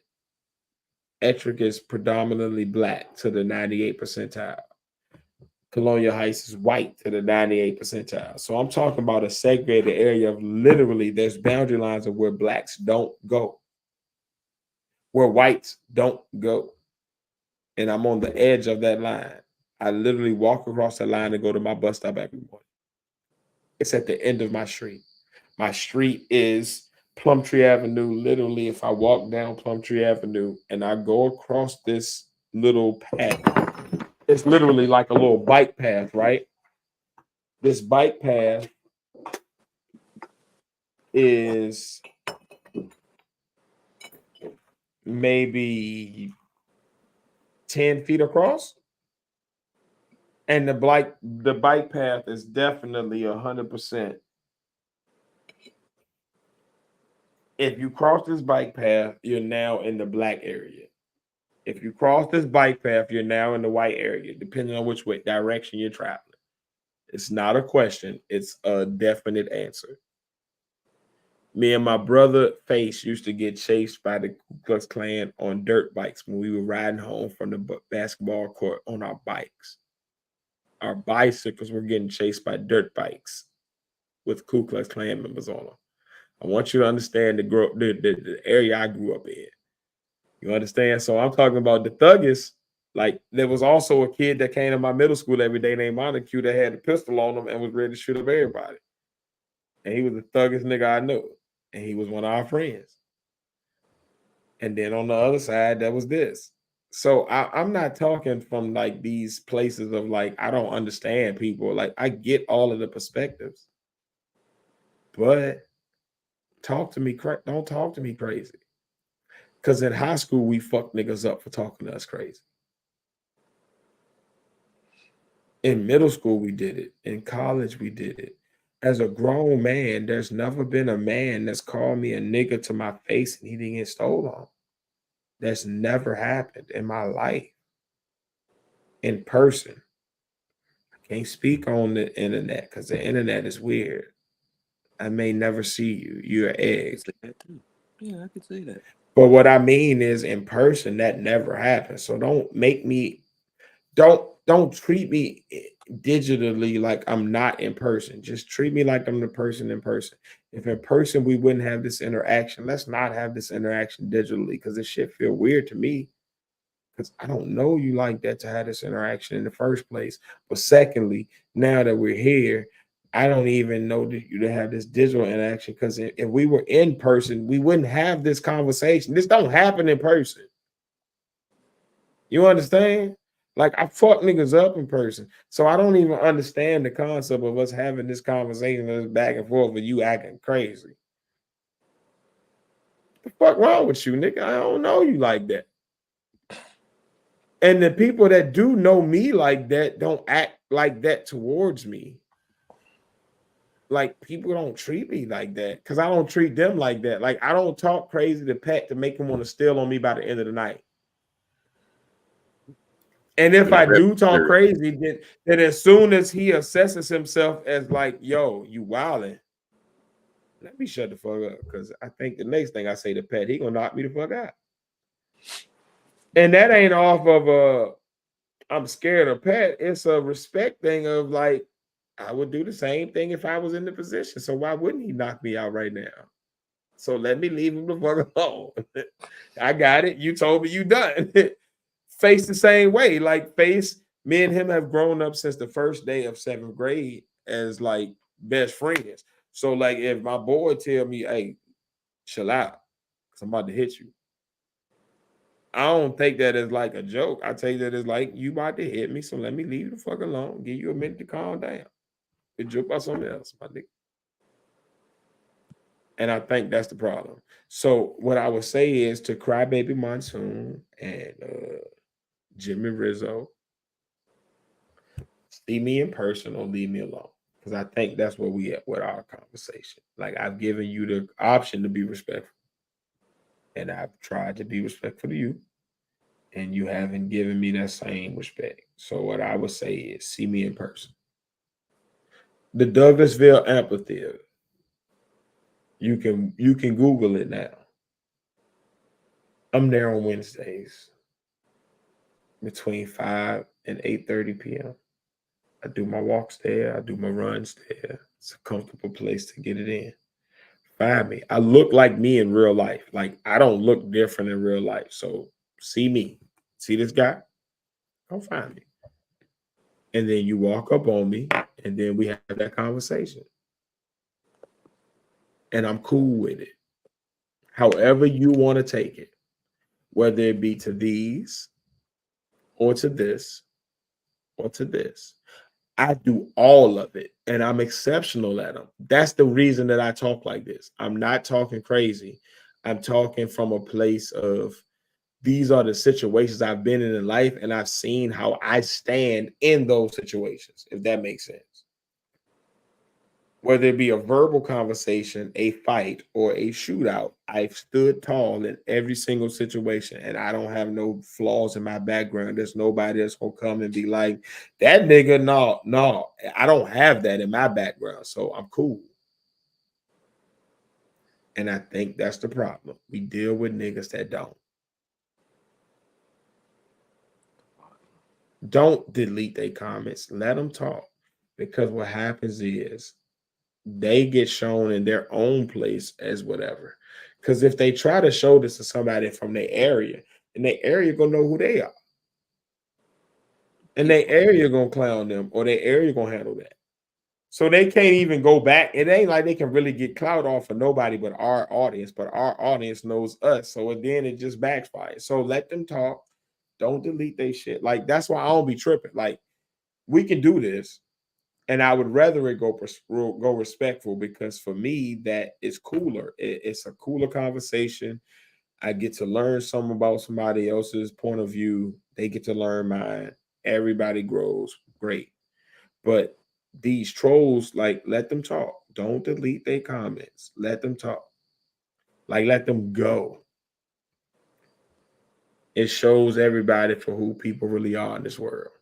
And when we talk about the Trumps, when we talk about the Drakes, when we talk about the people that we say are not like us, these people show their faces, whether we want them to or not, whether we ask them to or not, they just pop up. And I think we end on this note. The coolest lesson that we've learned from Kendrick and Drake is that when he said sometimes you gotta pop out and show niggas, he wasn't talking about the cool niggas. He was talking about sometimes the lames pop out and show niggas. And we gotta recognize it and address them as such and allow them to be as such. And treat them as such because we give them passes. We don't have to cool guys. We the cool kids. We the ones. Like we different than them. So why would we? Y'all have a great night. It's been the Podnas, man. 3 brothers separated by distance, but we connected by brotherhood every week, and we have conversations that you can join in on. And if you join in on them, please come with a modicum of respect, because we're gonna respect you when you come up and let your voice be heard. You too can be like one of 2 people. You can be like Jimmy Rizzo, who has been up here 2 weeks in a row and has embarrassed himself and looked like a drunk fuck. Or you can be like Last Call, who has been up on our panel since week 2 and has consistently been a voice of reason, a voice of understanding, a voice of a different perspective that teaches us often. And yet and still, we respect it, even when he disagrees. Choose who you're going to be as a person. And I think that really displays who you are as a man, who you are as a woman, who you are as a entity in this world, and how you're interacting with people and how they're receiving you. So if you're a last call, you probably gonna keep getting called up to the podiums. If you're a Jimmy Rizzo, you probably gonna keep getting kicked out of situations. Do you want the door to be open or closed? Pick who you are, and that's gonna choose if you're a partner or not. We love y'all, man. We about this thing. I've been your boy Tiz. If you want to support at any point at any time in your life, you know what I mean? The easiest way you can do it is for free. Go ahead, like, comment, share, subscribe, and then go ahead. And if you want to put a little dough on it, we got you. Do one of these two things that you see at the bottom of your screen. Either one of those things allow you to donate for as little as $1. But you can also become a member for $4.99 a month on Spotify, if you so choose. All of those options of financial contribution just allow us to pay the overhead and continue to bring you this content. But if you don't want to do none of that and you would like to spend money, you're a baller, you big baller. My bad. But you want something back in return. Faith ain't here to tell you, so I'm gonna tell you how you can get that. Just go to Entree Clothing. Just go to Entree Clothing. Take it in your Google search. Take out your phone, right? And you type in Entree Clothing. And then just hit send. And guess what's going to happen? You're going to be at the website, and then you're going to get 20% off, because as soon as you get on the website, you get 20% off. That's literally the perk of going to the website. So you ain't even got to guess about what'll happen. You're going to get that bread. You're going to get that love. You're going to get your money back for giving money. But if you've given money and you already got all the Podnas merchandise, you got all the AC83 merchandise, and you like, how can I support for free? I ain't spending not a damn dollar on y'all niggas. But I do fuck what y'all talking about. And I want to, just be there. How can they do that, Pat? Type in @THEPODNAS. That's @THEPODNAS. It'll pop up sooner or later on the bottom here. But that is our TikTok, our Twitch, our Instagram, and our Twitter X, whatever you want to call it, whatever Elon calls it now. And on Facebook, Tiz Face Pat, all the partners. Yep. @THEPODNAS.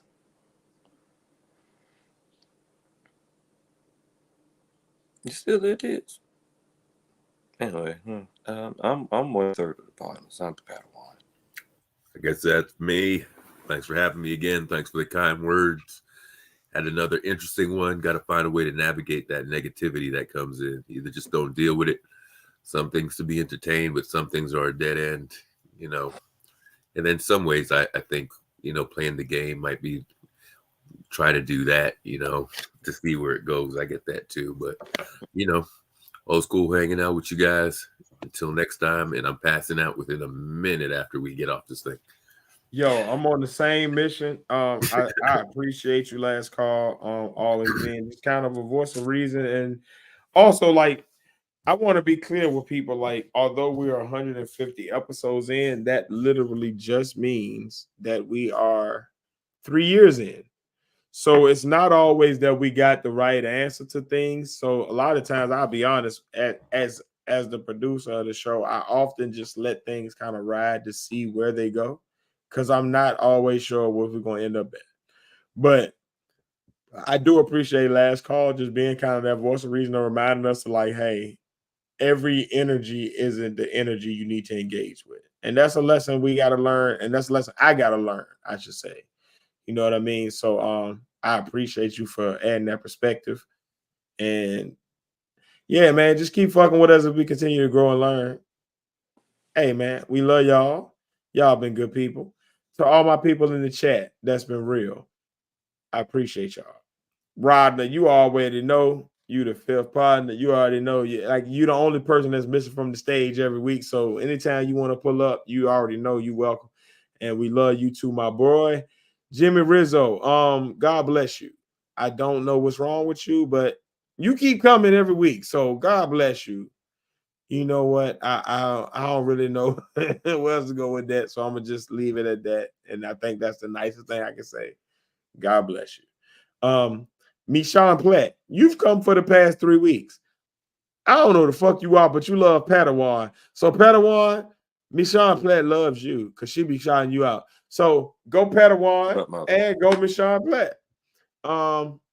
And then shout out to anybody else who catches this. Hey, goddamn, that's Pat. That's not your homegirl. Yeah, that's from work. That's the person. Oh, okay. For sure. That's I'm just saying. Hey, look, I think what last call saying if it ain't your work, it's a group work. What we talking about? I'm being respectful. We gotta be respectful. We'll talk all that. We'll talk Yeah. all that. I love you, my boy. Hey, look, man, we about this thing, man. Shout out to Pat. Shout out to Face, who didn't make it to the end of the episode, but y'all know how his internet be. So we about this thing, man. Y'all be good. If you can't be good at it. And love y'all, man. Y'all be cool. Peace, my motherfucker. Y'all have a great week. We about this thing.